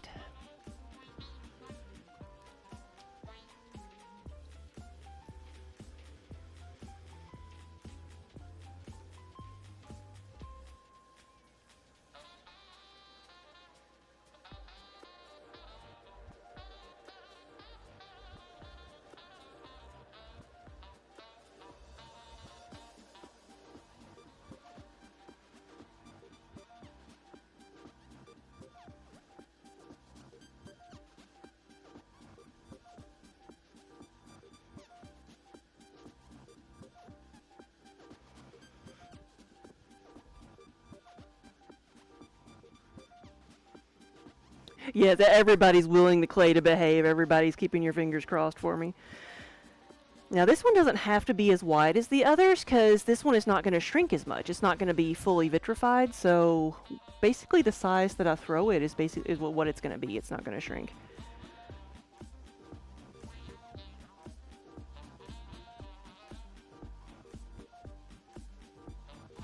Let's see how far I can stretch out this rim.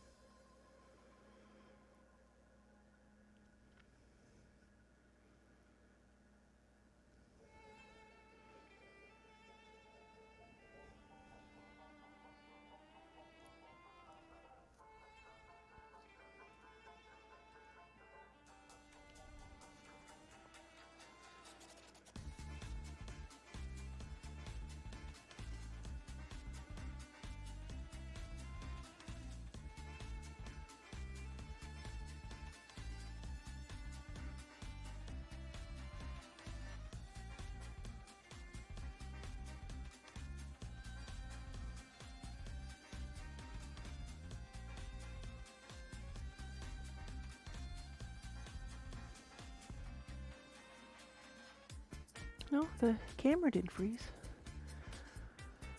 Do y'all still hear music? You stopped the movie to watch this.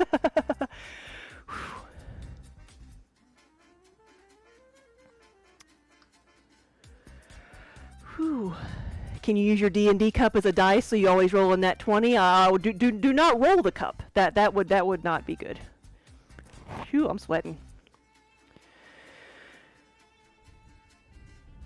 Let's flesh it out a little bit more. We're almost there.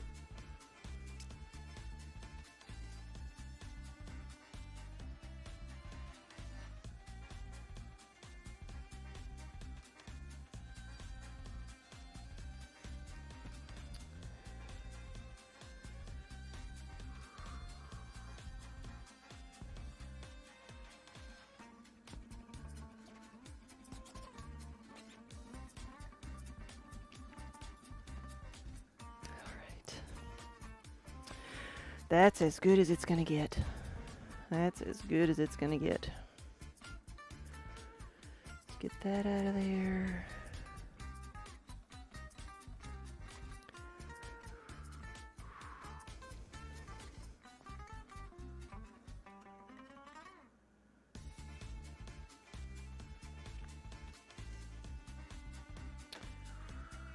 And I'm gonna stop messing with it.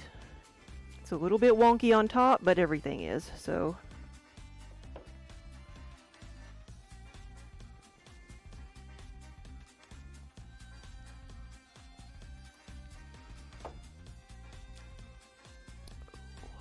All right.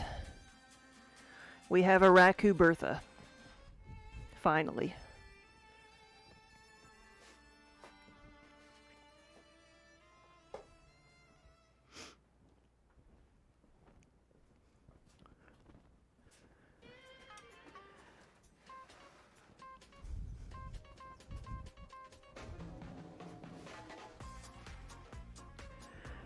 Whew.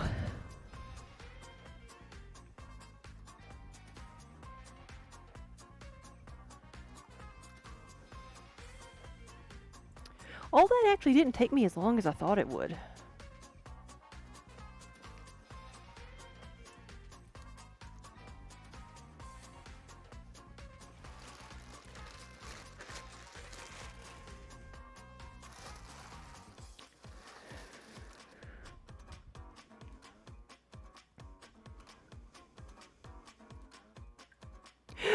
Yes, your wife was watching through her fingers. Yeah, I know that feeling. I know the feeling. Whew. This is why I said I never want to make one of those things again. And now that that's done, we've got to put it in a kiln and hope that it doesn't explode, and get it out of the kiln and put horsehair on it and hope that it looks good. Like, there's still, like, so many ways it could die. There are still so many ways it could die, which is why I'm going to make another one. I just got to get some more Raku clay. That was just the first step.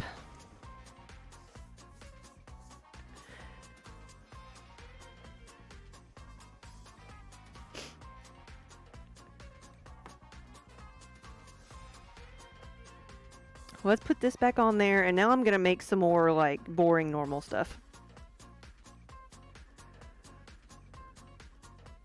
Horsehair, yes. So it is, there's one going through the slideshow here that is the horsehair bowl. It's red on the inside with little black squiggly lines. See, that's the copper Raku right there. The horsehair, what we do is we heat, it doesn't have any glaze on it, so we heat the pot up in the kiln, take it out, and when it's hot, we touch horsehair to it.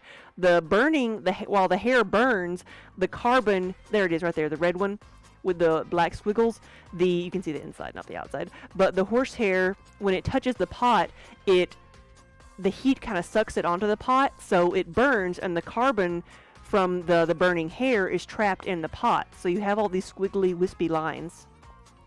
There's some more of the pumpkins that are also done with Raku.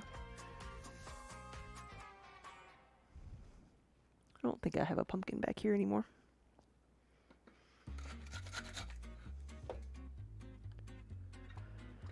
Oh, add mid-description, sorry. I'll say it again. Thanks, Underground. Yeah. Used to just roll it over a horse, but the horses hated it, yeah.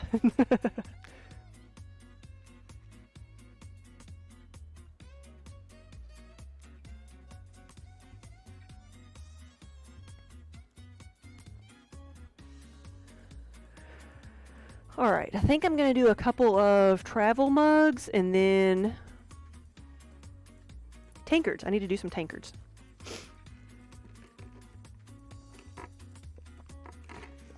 I'm going to go get a, get one of the pumpkins. I think I've got one in the front.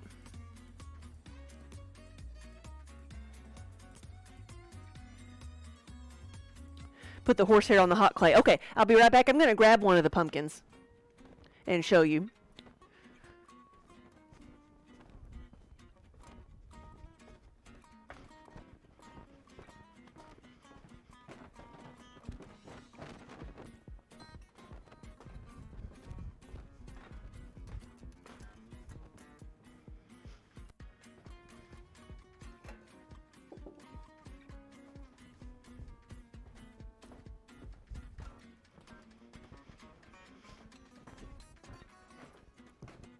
Minnie and Kiba are sunning themselves in the front window.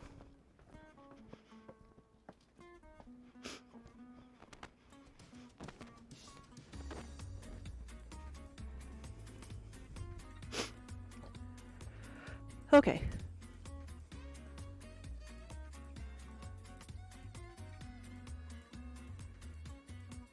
Remember to adjust my pressure. These might go flying off the wheelhead otherwise, right?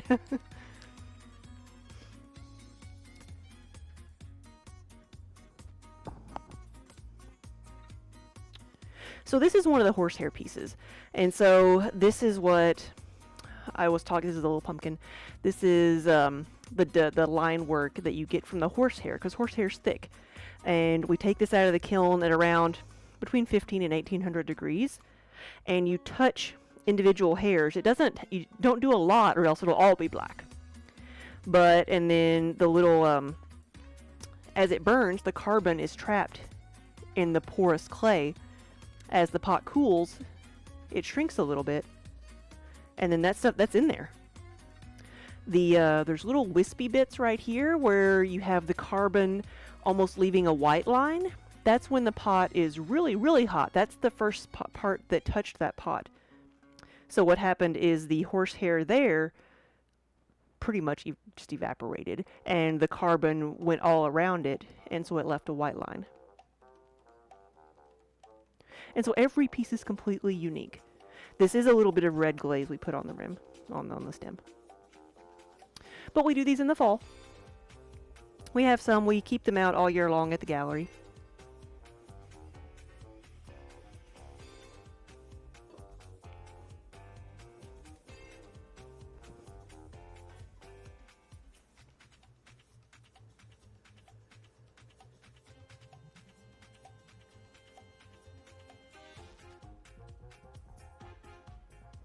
Alright, so to make a travel mug now,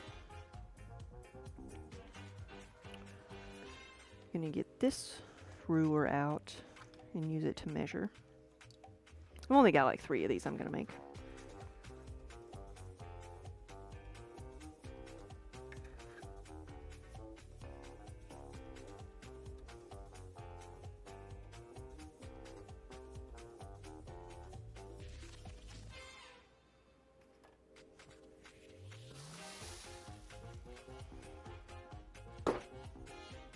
Here we go. Oh, this is so much easier. So much easier.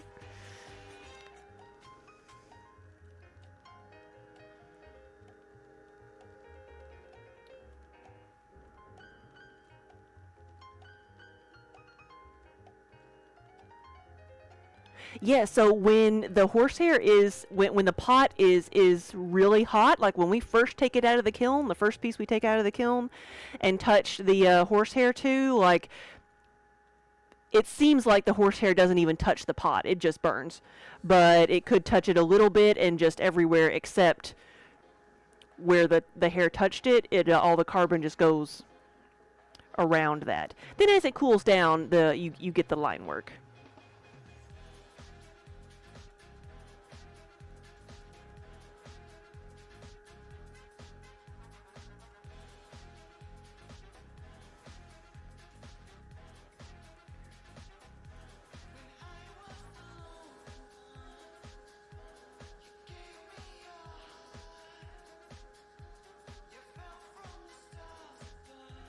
Yeah, throwing large pieces is a completely different skill set that I do not have. I'm sure there's some people who could make that look extremely easy and just do it without thinking, but like I do that, it's been, 2 years since I've made one of those things? Something that big out of the raku clay.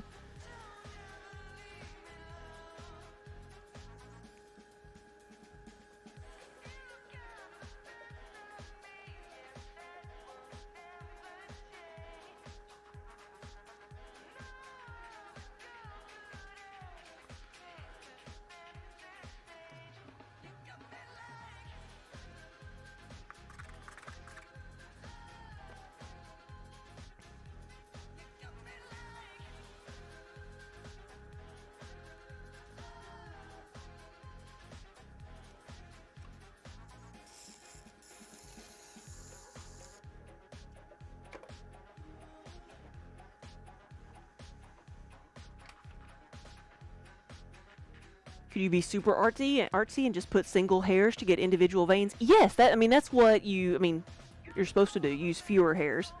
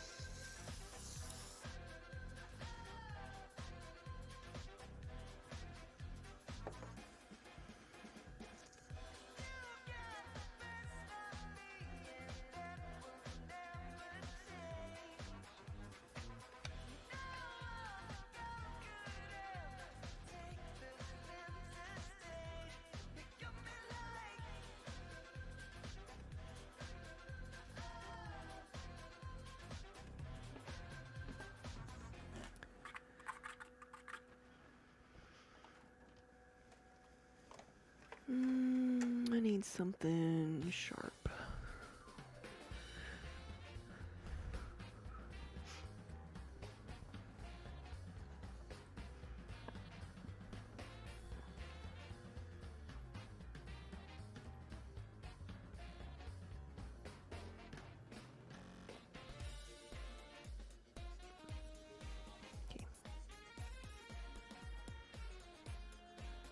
Oh, it does. It feels like butter. It does.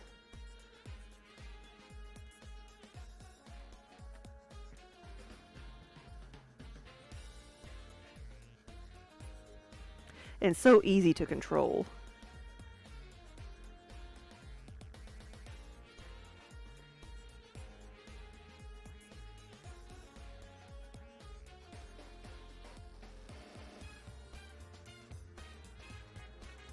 Okay.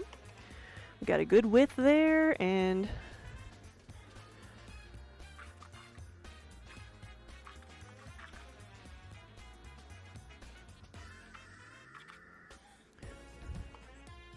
a good height.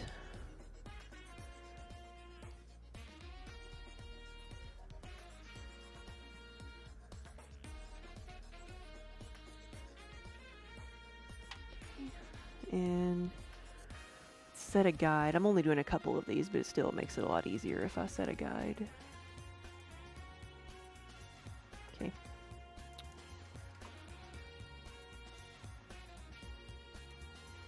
All right.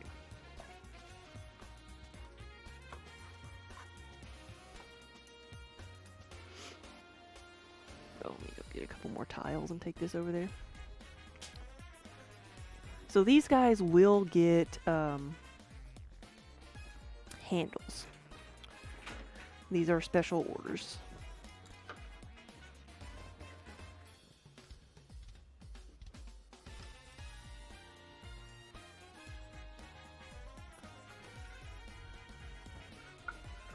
Just taking a look at the kiln because I've got a kiln running while I'm over here.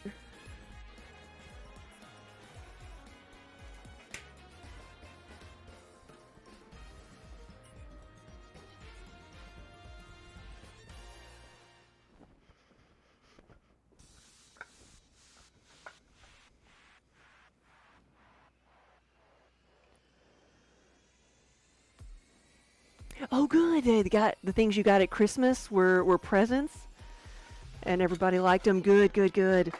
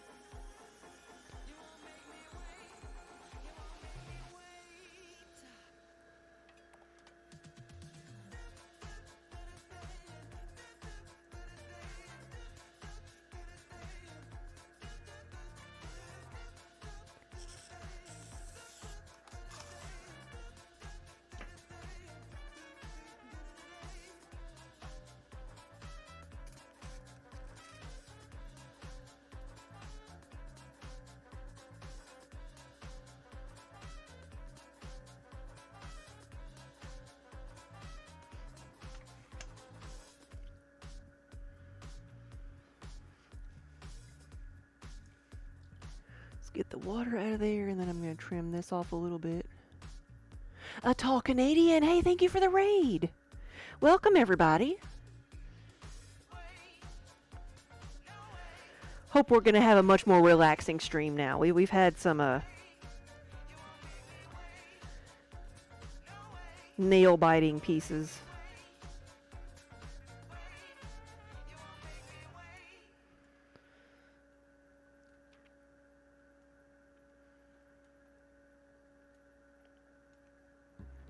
But good afternoon, everybody. Happy Friday.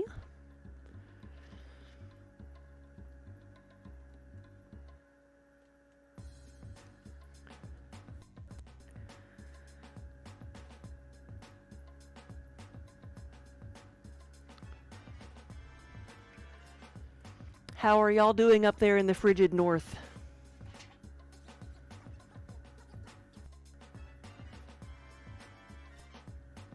Perfect.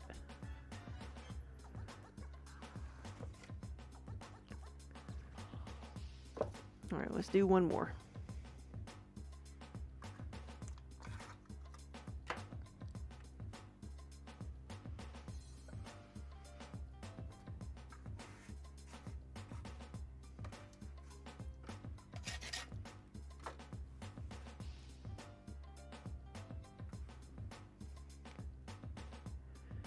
Tall Canadian, hello, yes. You live in Florida now. Thought you'd drop your miscreants off here. We will take good care of them, and I promise I will not feed them to the cats.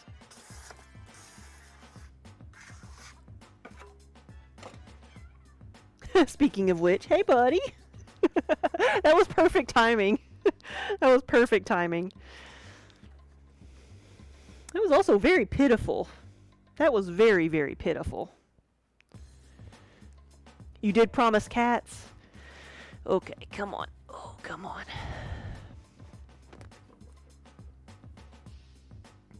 But it's already wet.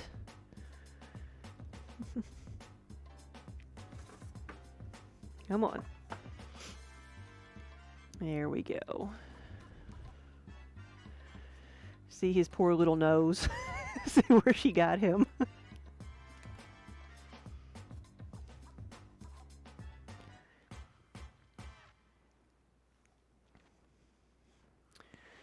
Patal Canadian, thank you so much for stopping by. And we will see you later. All the cat fluff. You have had in-person visitors today, buddy.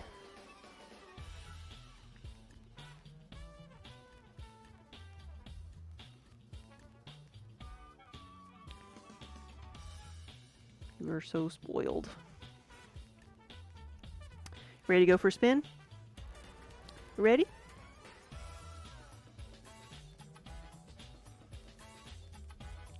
That way we can see Kiba in all of his glory. There we go.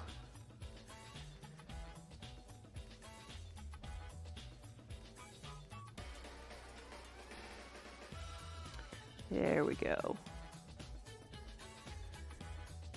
Recreational, it's been so weirdly warm in your area that your cat is already like blowing his coat. Oh yeah, when he sheds like a dandelion. You touch him and there's white hair everywhere.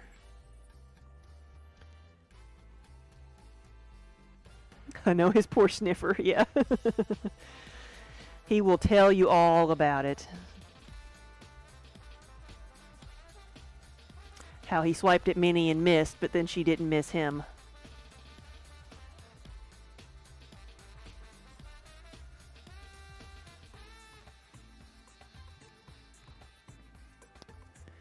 Yeah, buddy. This is the true star of the show. I know. I'm just a human. I'm just a human sidekick. You want to cuddle? Let's cuddle.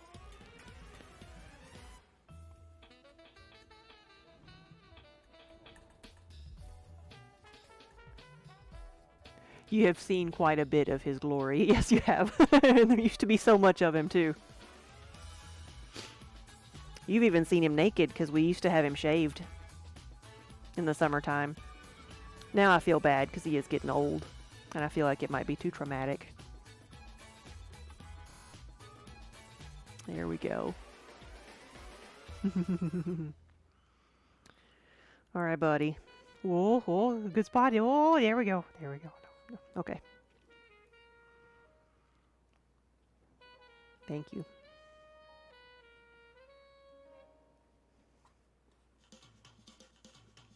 Right there, right there.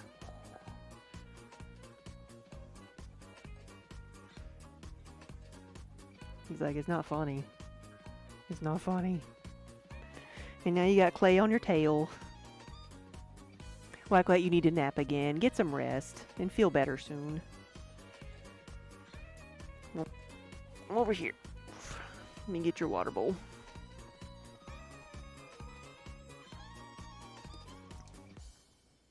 I made him his own raised water bowl. Well, leave and share. This is just water. I promise I'm not giving the cat Propel.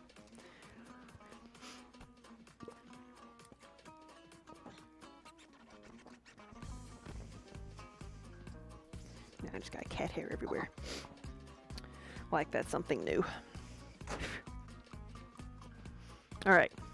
One more travel mug.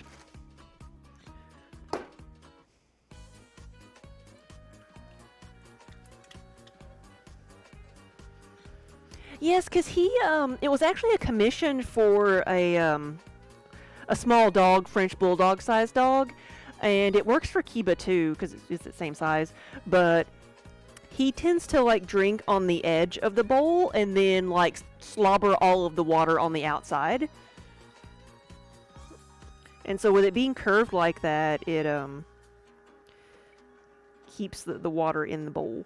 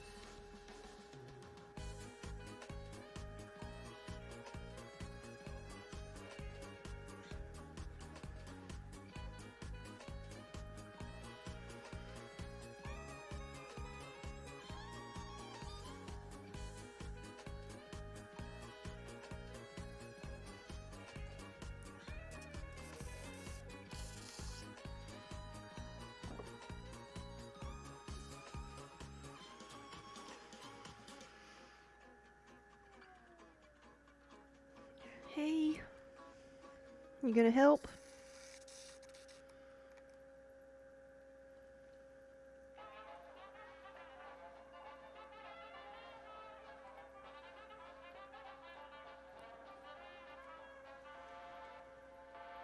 There we go. Yeah. Actually, you don't have to trim off too much.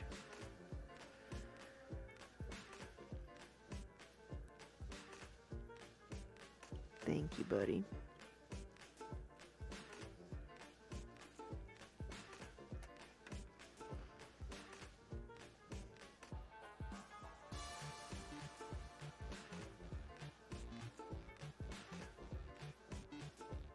This challenge mode. This is... Thank you. Thank you.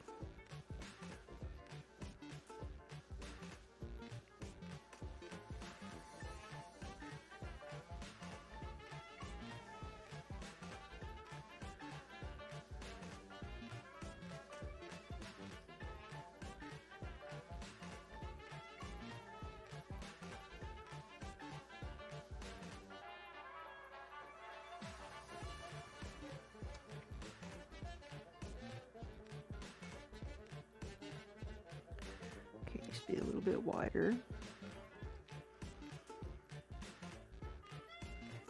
Okay, that's good.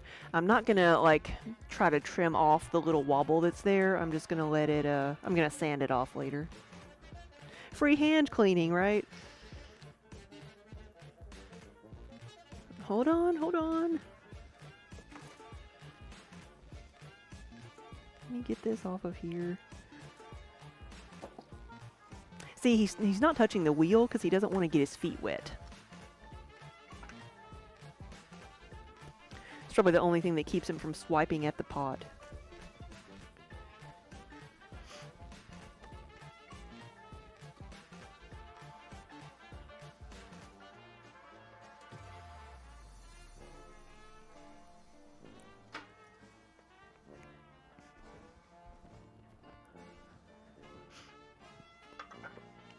Well, I thought you wanted down.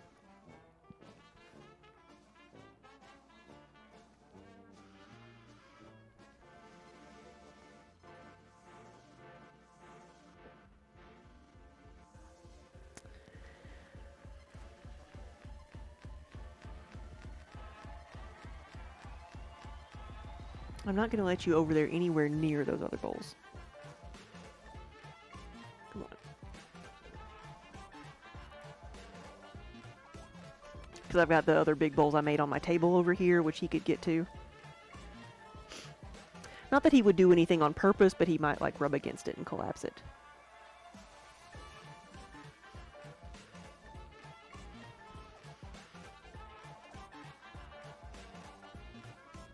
I'm glad y'all can hear the music still. I think I've lost it. But it's a electro swing playlist. We use Pretzel Rocks, which is a website that does copyright-free music. So we can have it on stream and not get in trouble.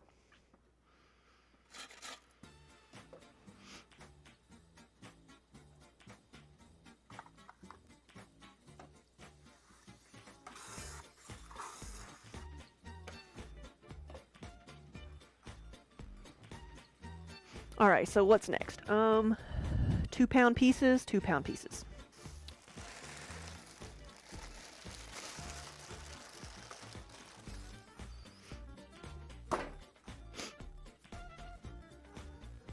Who needs a horsehair bowl when you can have a cat hair bowl? That's right.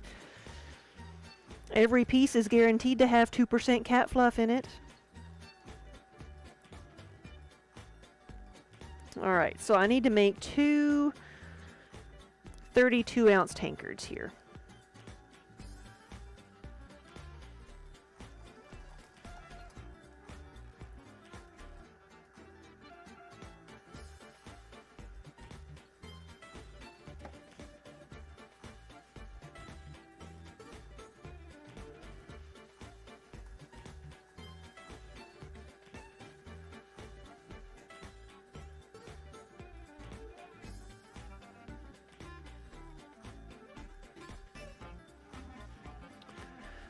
go.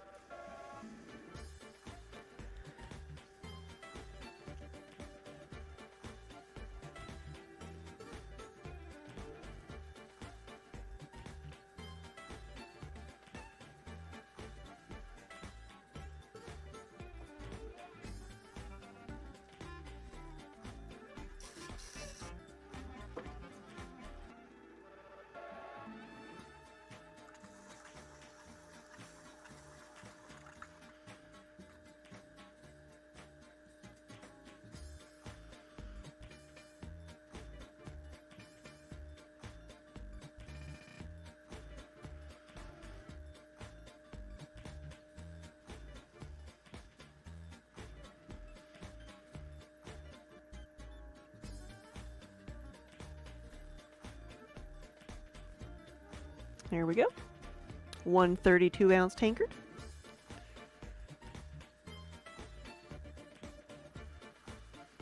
Which will get a handle and a thumb rest.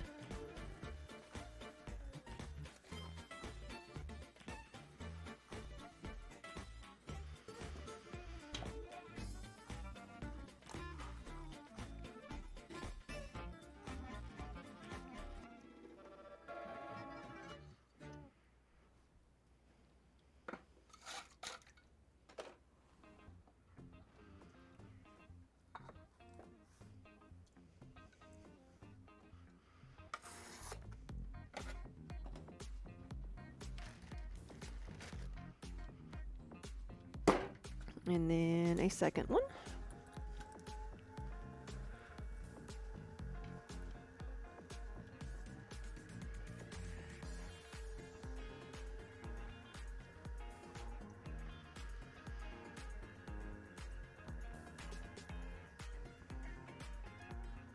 Do I have any finished tankards I can show? Maybe. I have to go get them though. And they would be 24 ounce, not 32. But same shape.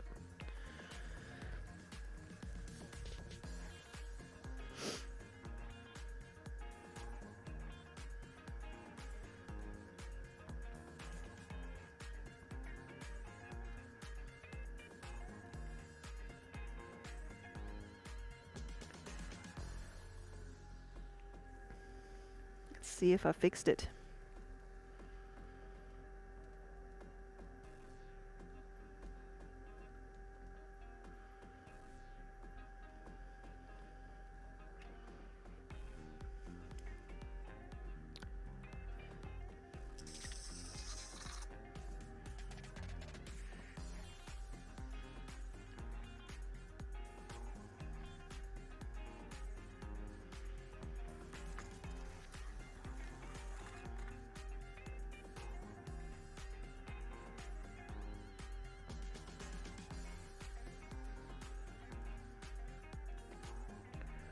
All right, that's another good one.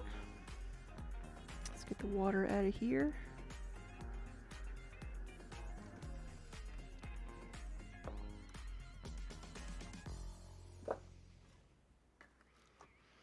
I do need to make one more.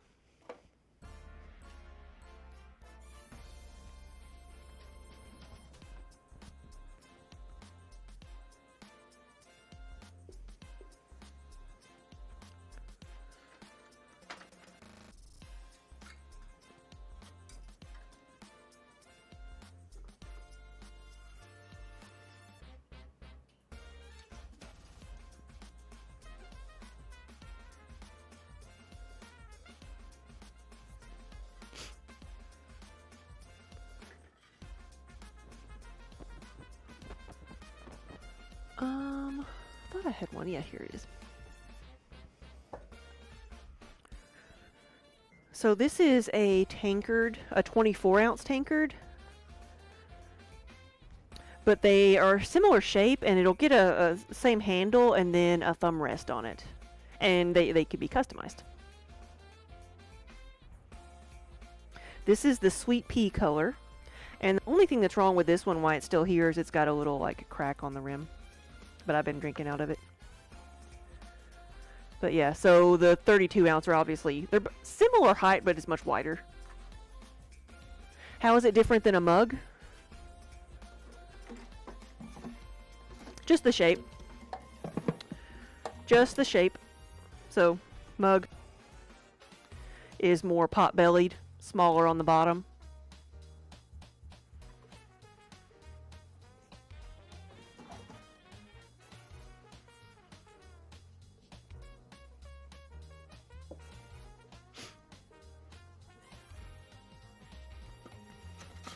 Main difference is just the wider base.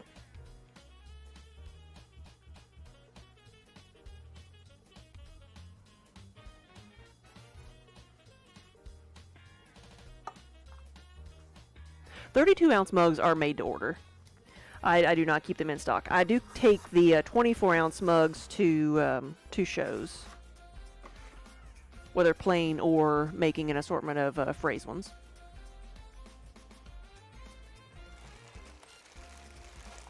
Okay, one more.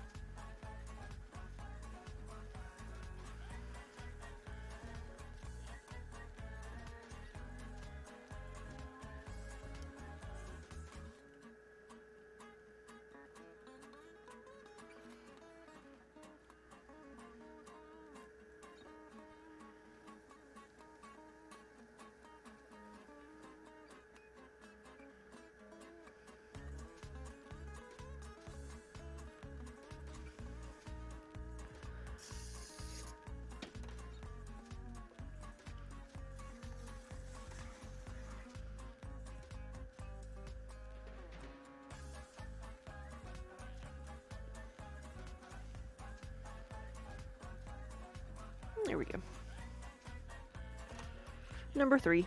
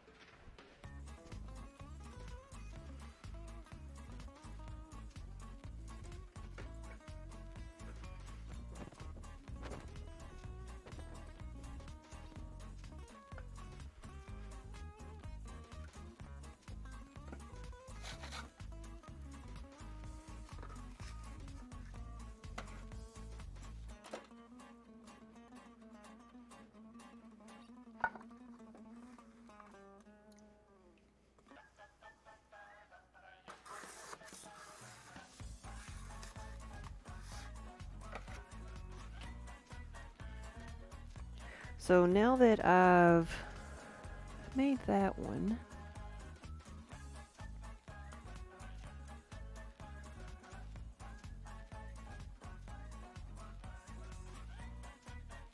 I'm thinking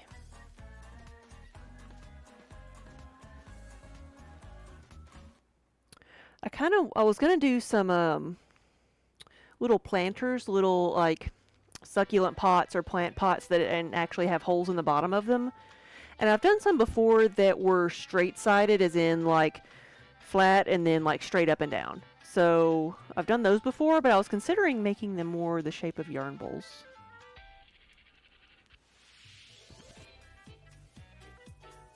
Because it really doesn't matter what they are. If you were having a plant pot, would you prefer it to be enclosed like a yarn bowl or have straight sides for like a succulent pot? Do I use a throwing guide? As in, so the only guide I use is when I'm throwing multiples of the same piece. I use my cameras and I set up a guide in OBS so I can measure them as I go and make them all the same height. Other than that, I do like I weigh them out, weigh out the pieces of clay. So if I'm making similar objects, similar things, that they all start out at the same size.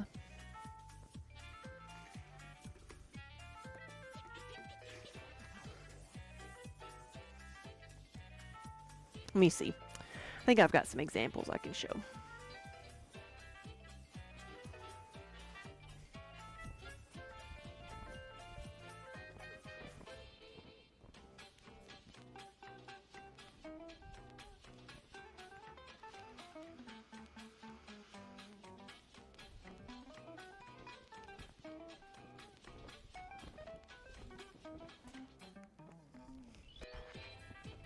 So, for example, would you prefer a plant pot to look like this or look like this without the hole in the back? So the it would have holes in the bottom. So straight-sided or rounded? Because I was just thinking, like, I make so many of this form anyway, I could just make those and then they could be anything. It wouldn't be a separate form.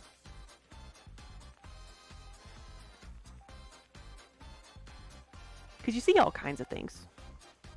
Rounded? You like rounded? I'm thinking about that. So I've got these that I've made and I can, still fire them and glaze them and put them out. But I'm thinking about doing those and then just keeping that shape since I make so many things that shape anyway. I think that's what I'll do. No point reinventing the wheel.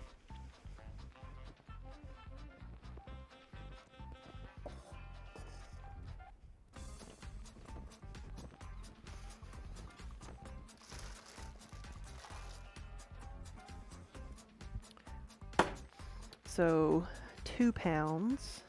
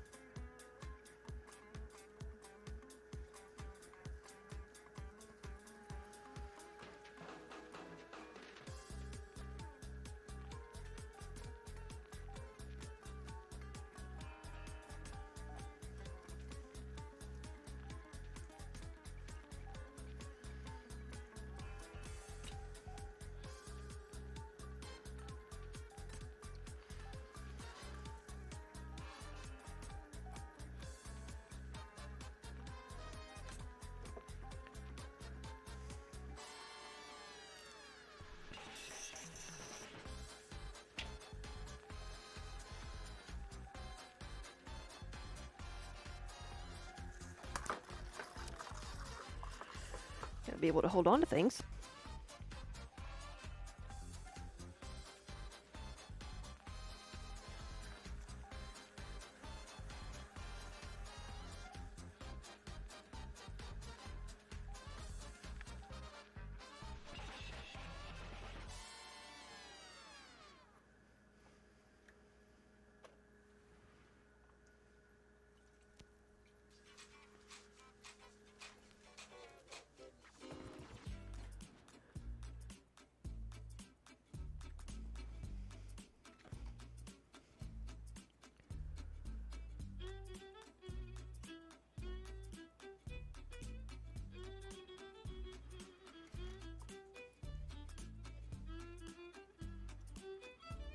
So this will be the larger size flower pot. It will be roughly 6 inches wide. We'll put holes in the bottom. Make a couple more of these.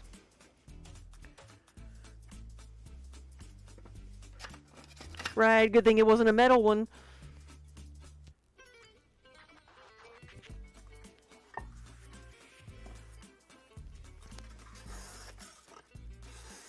probably be missing a finger by now.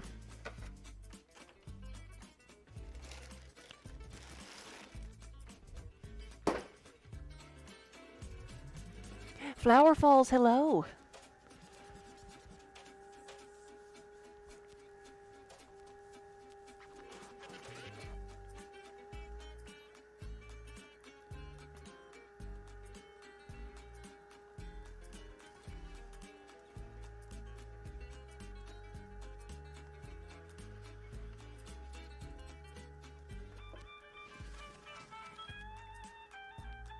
And Bob the Potato, hey.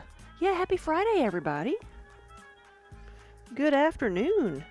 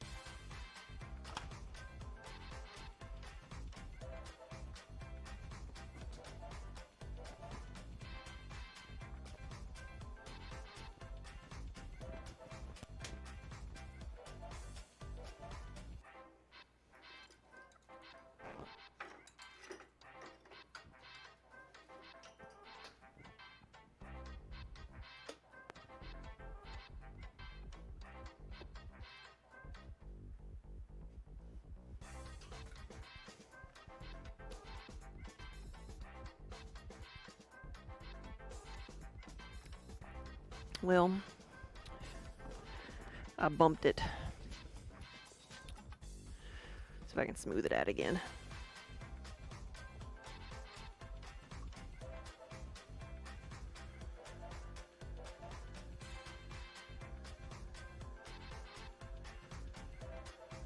Now I'm going to put phrases on these. I may leave like one plain or something, but I'm going to put phrases on these like, please don't die, or I wet my plants.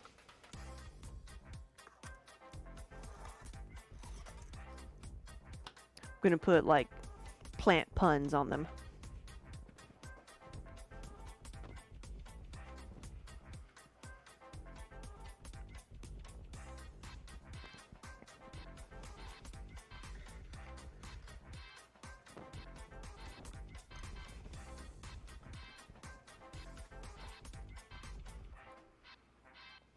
No, Kitty, no. Kiba was up here earlier, but he's I did not give him the amount of attention that he thought he deserved.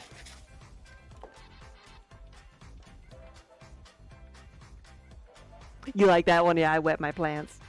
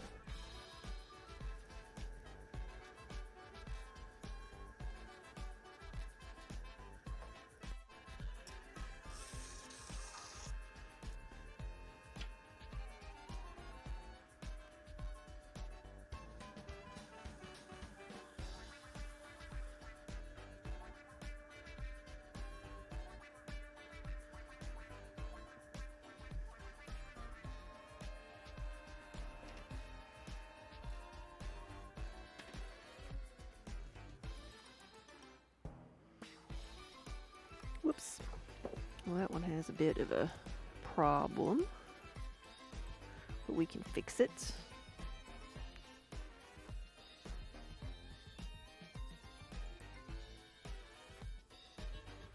It's not like it's not going to have holes in the bottom anyway. I need to remember to leave a little bit more room. Don't want it to be too thin.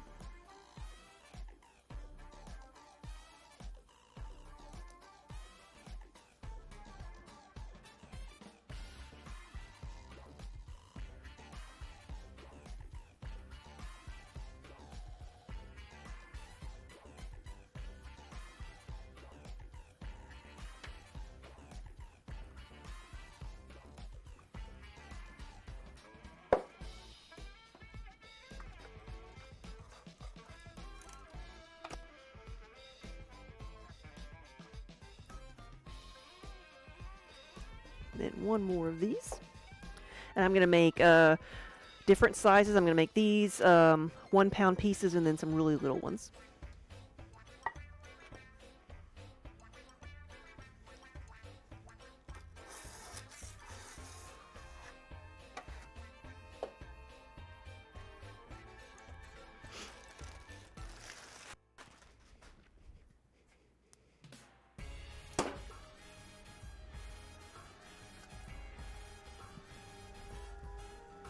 The honey pots, they're dried, but I've not been bisqued yet, so they're not finished.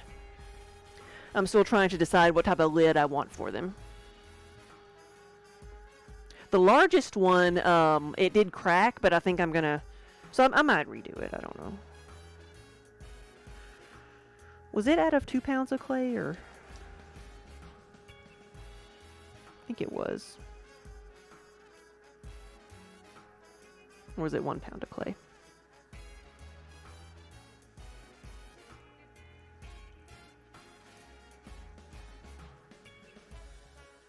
I think it was more like the travel mug size.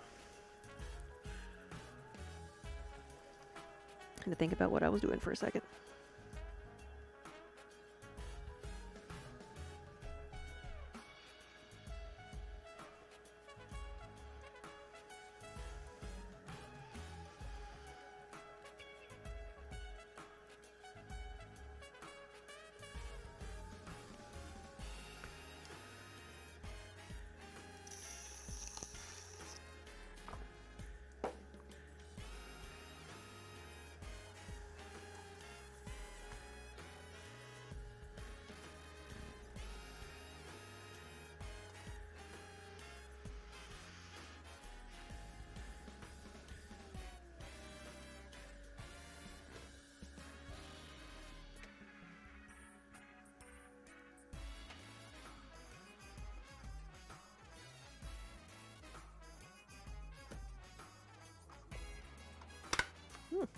Here we go.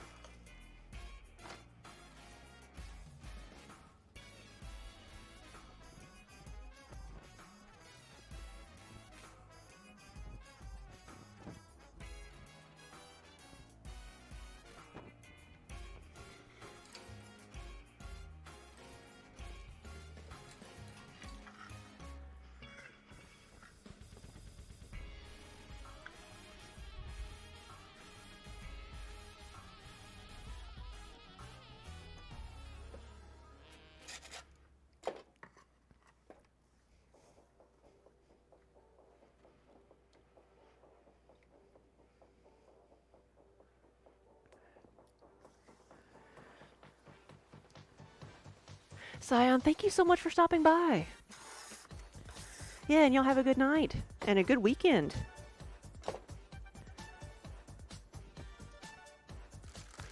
All right, so 1 pound. This is what I usually make the mugs out of.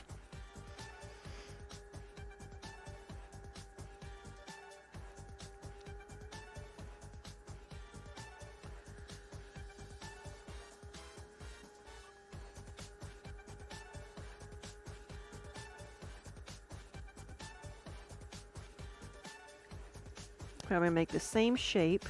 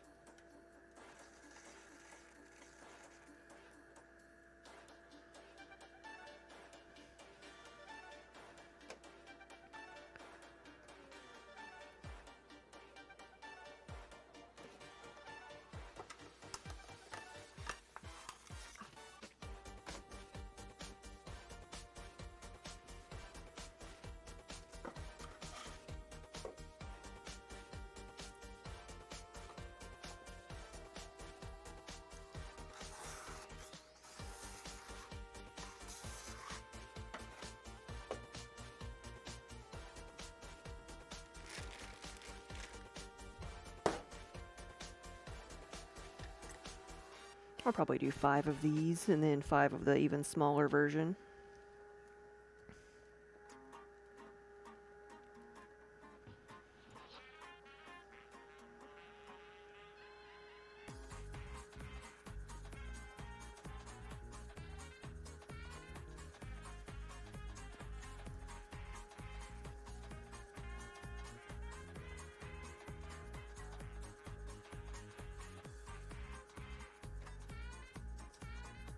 Yeah, I can do that now.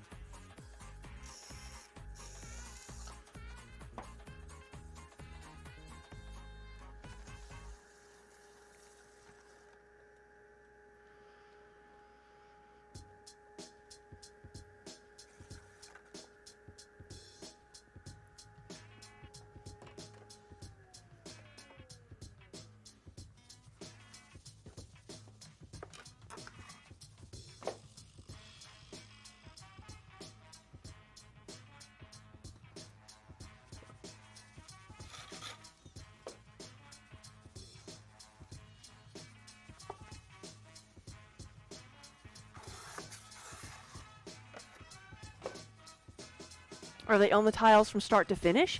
No, they're on the tiles mostly just to get them from here to my cart. And then once they dry enough that I can pick them up, and if it's a mug, like put a handle on it or, you know, move it off of the cart, then I just I reuse the tiles. As soon as they're dry enough to leave the tile, they do.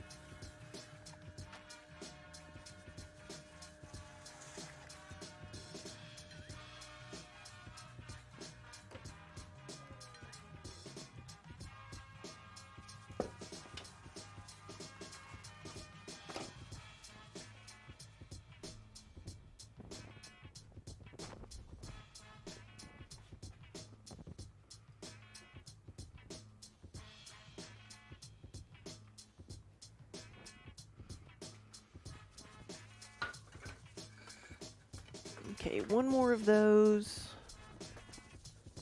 And I'll do some little ones and see what they look like.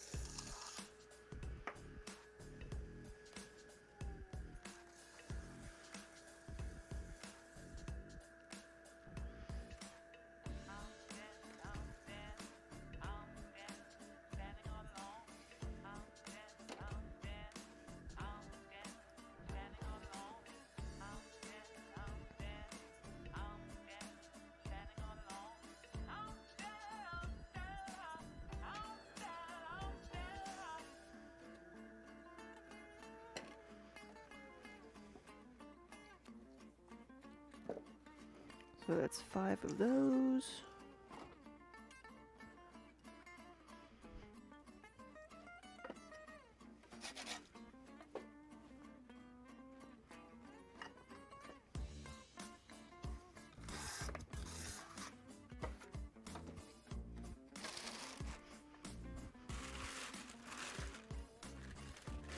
Let's see what size that makes.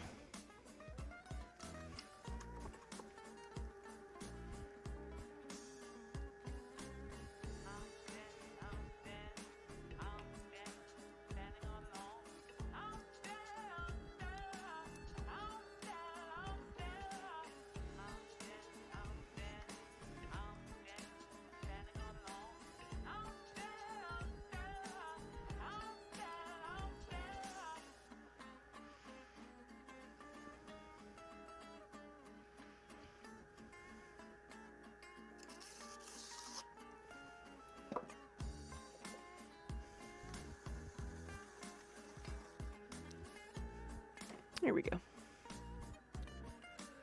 That'll work.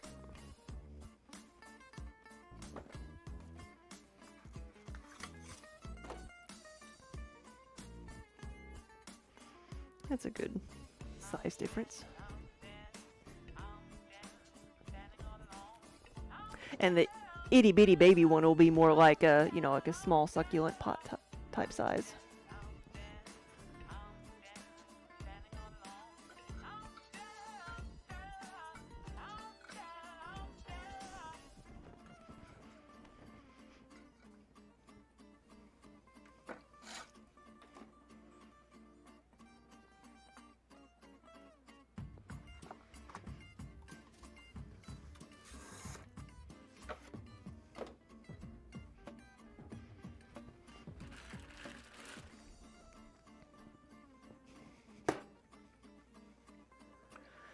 Yep, you got your W-2s. It's that time of year.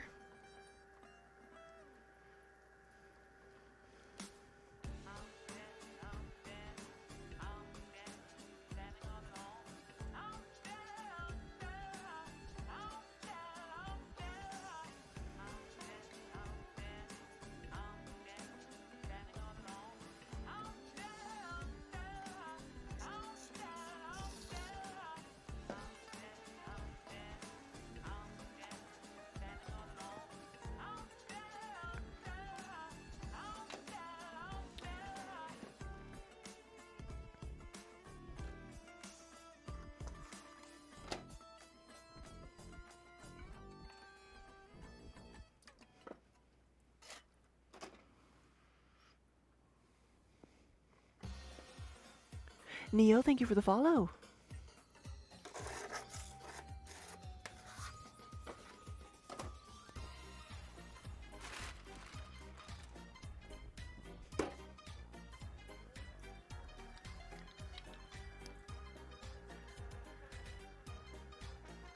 Oh, if you do owe, it won't be much. Last year you owed a whopping $2. Whoa, and I'm sure they made sure they got that $2. I think last year was the first year we got something back in like forever, and it was like $9.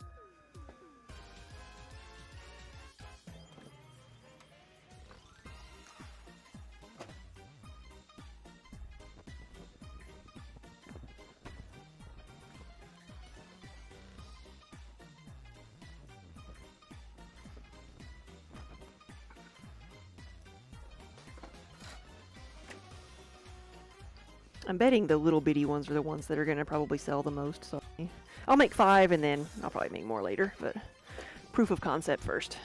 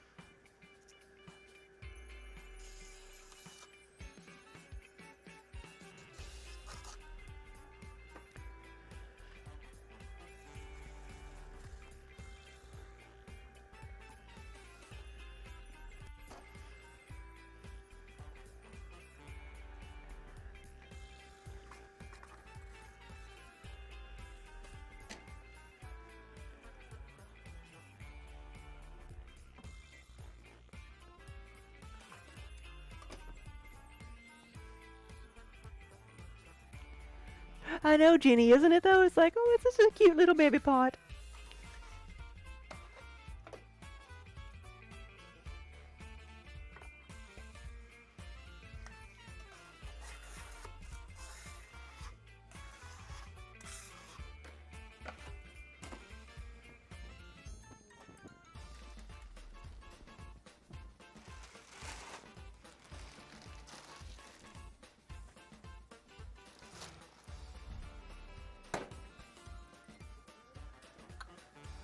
Yeah, put that next to the Bertha, yeah.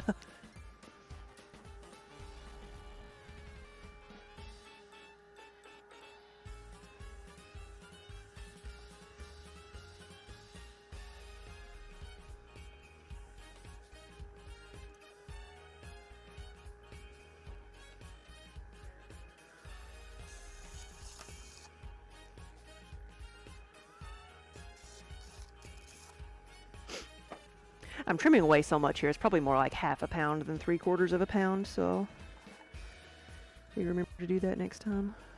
Just measure out the clay better.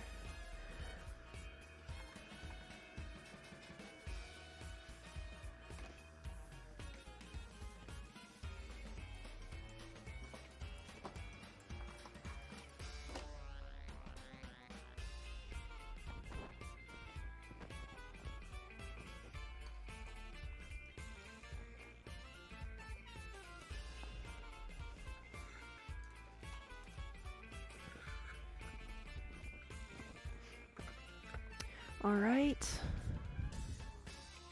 Next, I'm gonna make, with the 1-pound pieces, I need to make some garlic pots. So I'm just going down my list of things that I need to make that, of items that I haven't made in a while that I need to stock up on.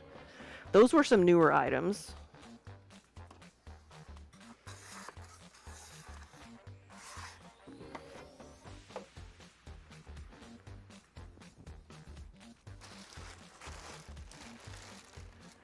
This is going to be like very similar, like almost the same thing as those, just not quite as, not as curved. And I've got to measure the rim.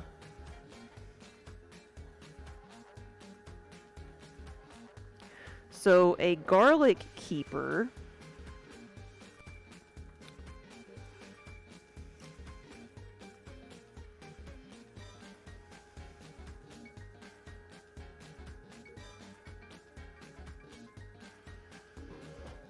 is a pot you keep your garlic in. Self-explanatory. But it's going to have holes in the side of it because garlic needs to breathe, but it doesn't need to be stored in the refrigerator, so you keep it out. I'll have a lid on it so it can be covered, which is why I need to measure it. So it's just slightly curved.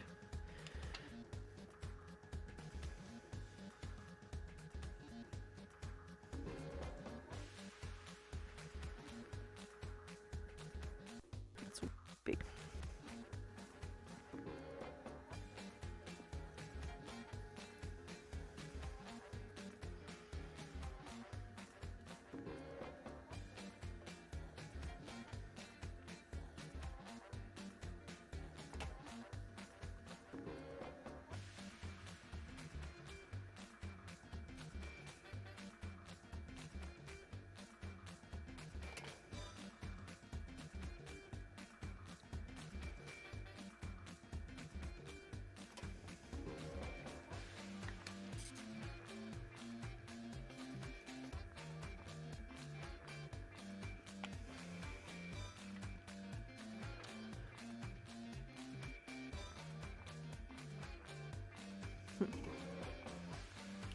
Let's try this again.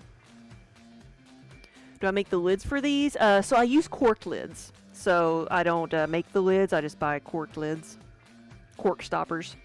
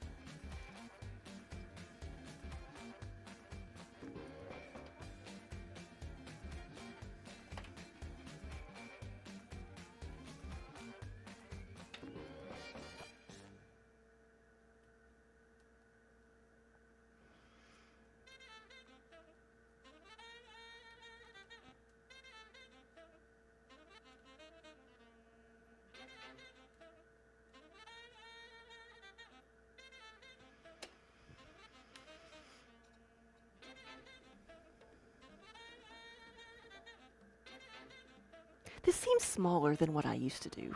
What is this one over here? Where did it go? Is it still over here? I feel like I'm measuring to the wrong spot.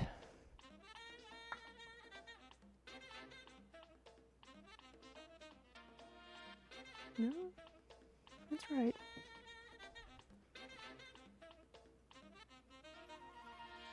Okay. That's good. Just thinking it should be wider.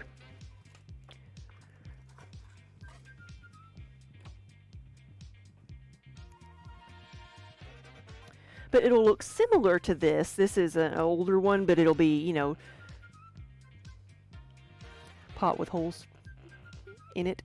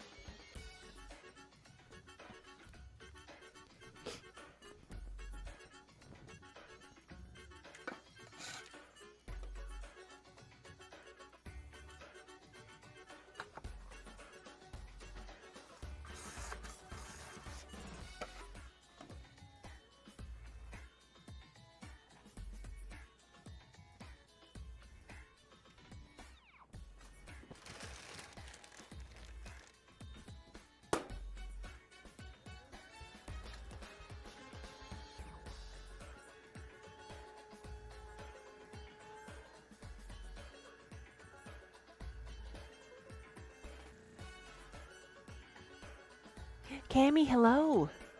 Good afternoon.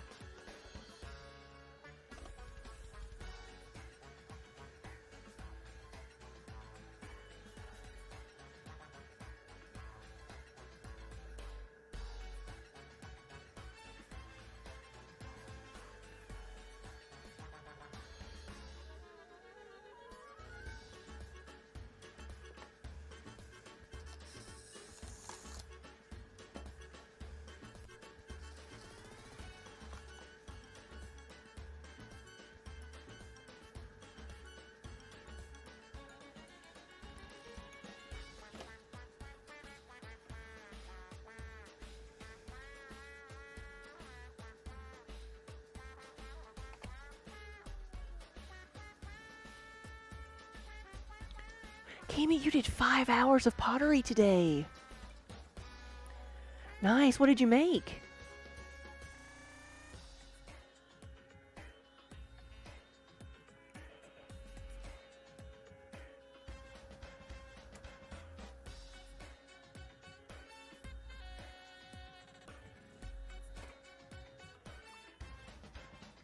Vases?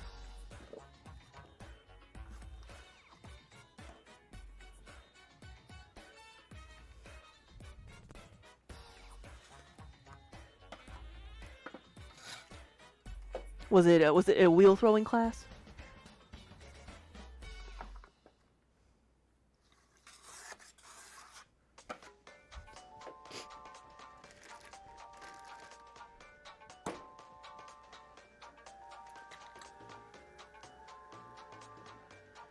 Just a studio where you go. Gotcha.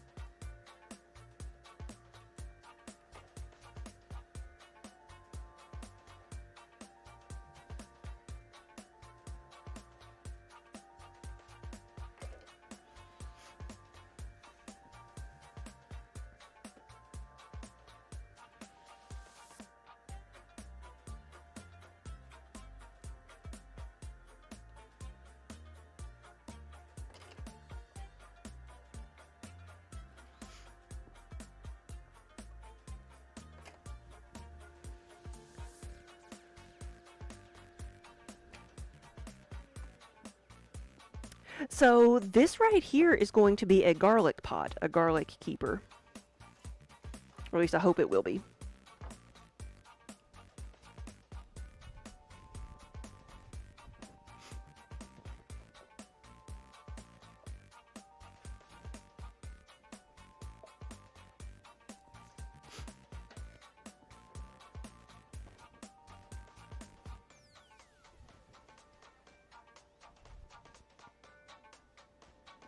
Seeing if I had any more of those over here.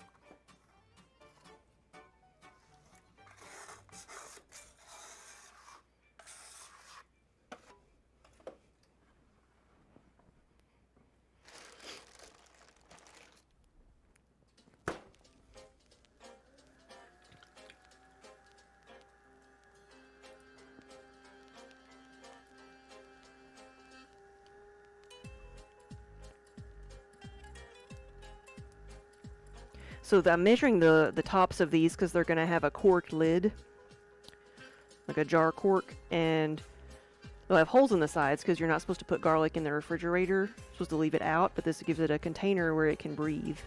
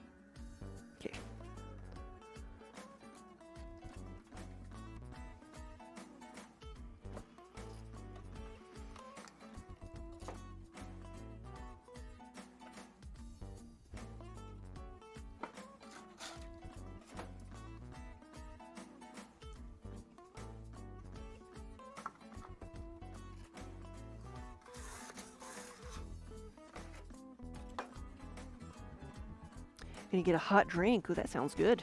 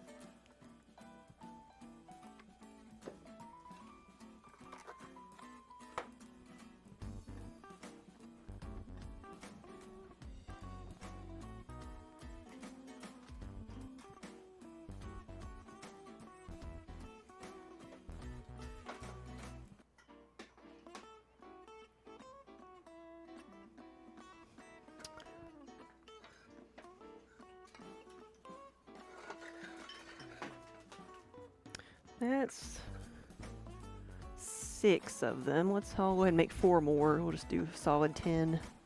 That way I'll have them.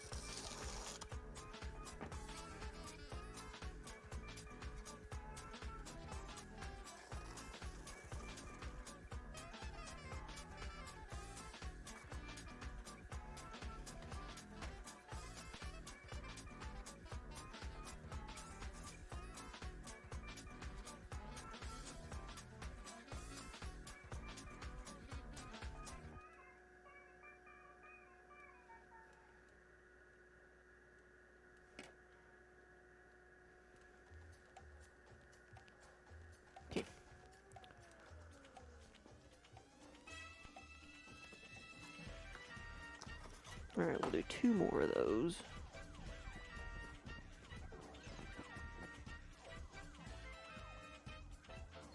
Oh.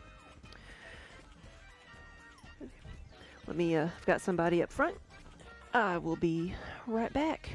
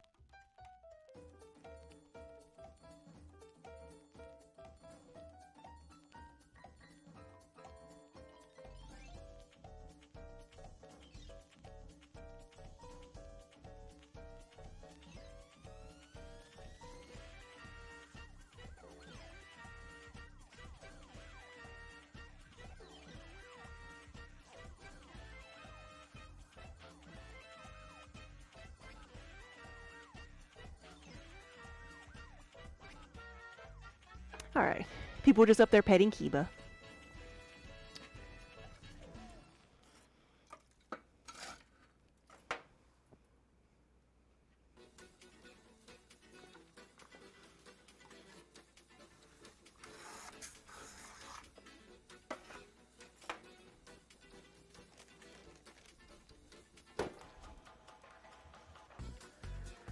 Let's make 2 more.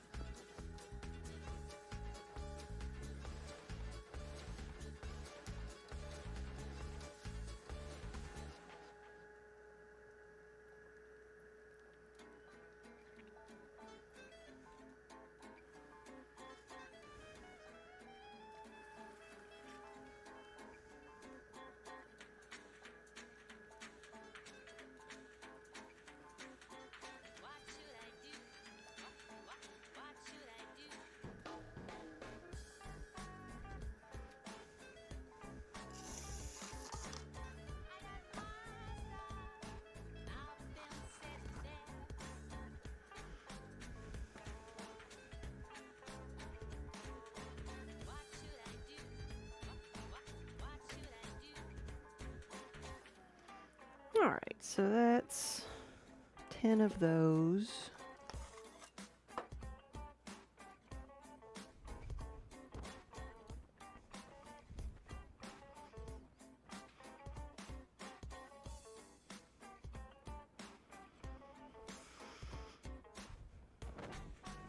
And so what am I going to do next?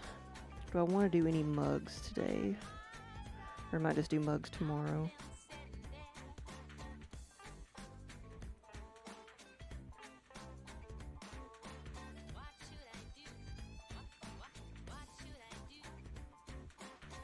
I think that might be all I do today.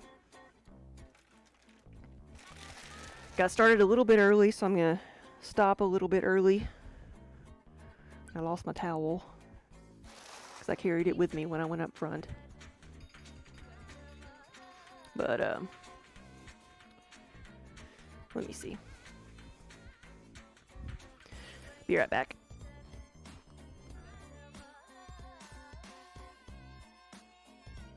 Telemarketer. I'm not going to answer that.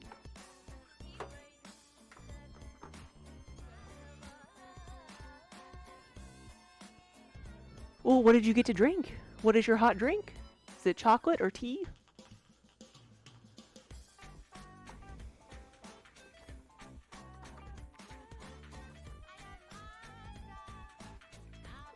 Ooh. Stretch my back.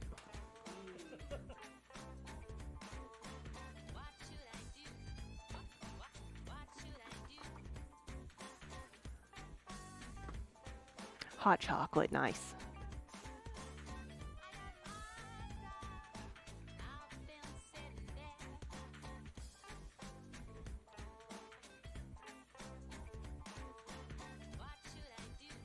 Oh, Andy Mecca's on. I like watching him work. Oh, or Squidgecraft has a black cat in her work area. But I already said Andy, so let's go see Andy. I am a sucker for a black cat.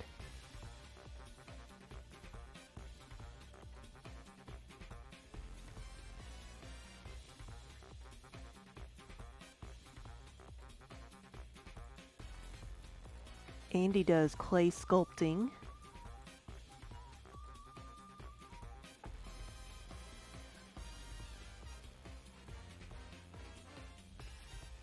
Looks like he's working on some scary faces.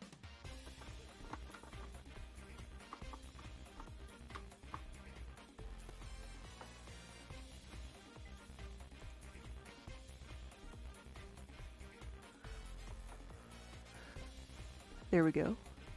It's another nice chill stream. I think y'all like it. So guys, thank you for watching. Thanks for hanging out with me for a little bit today. Thanks for helping me make these giant, huge pots. I need to make some more, but I've got to get more clay in. But that was a workout. So I'm sorry if today was not as relaxing as it normally is. But guys, if I don't see you again, have a wonderful weekend. Thank you for spending part of your Friday afternoon with me. And I'll be here this weekend if you want to hang out. But till then, have a good night.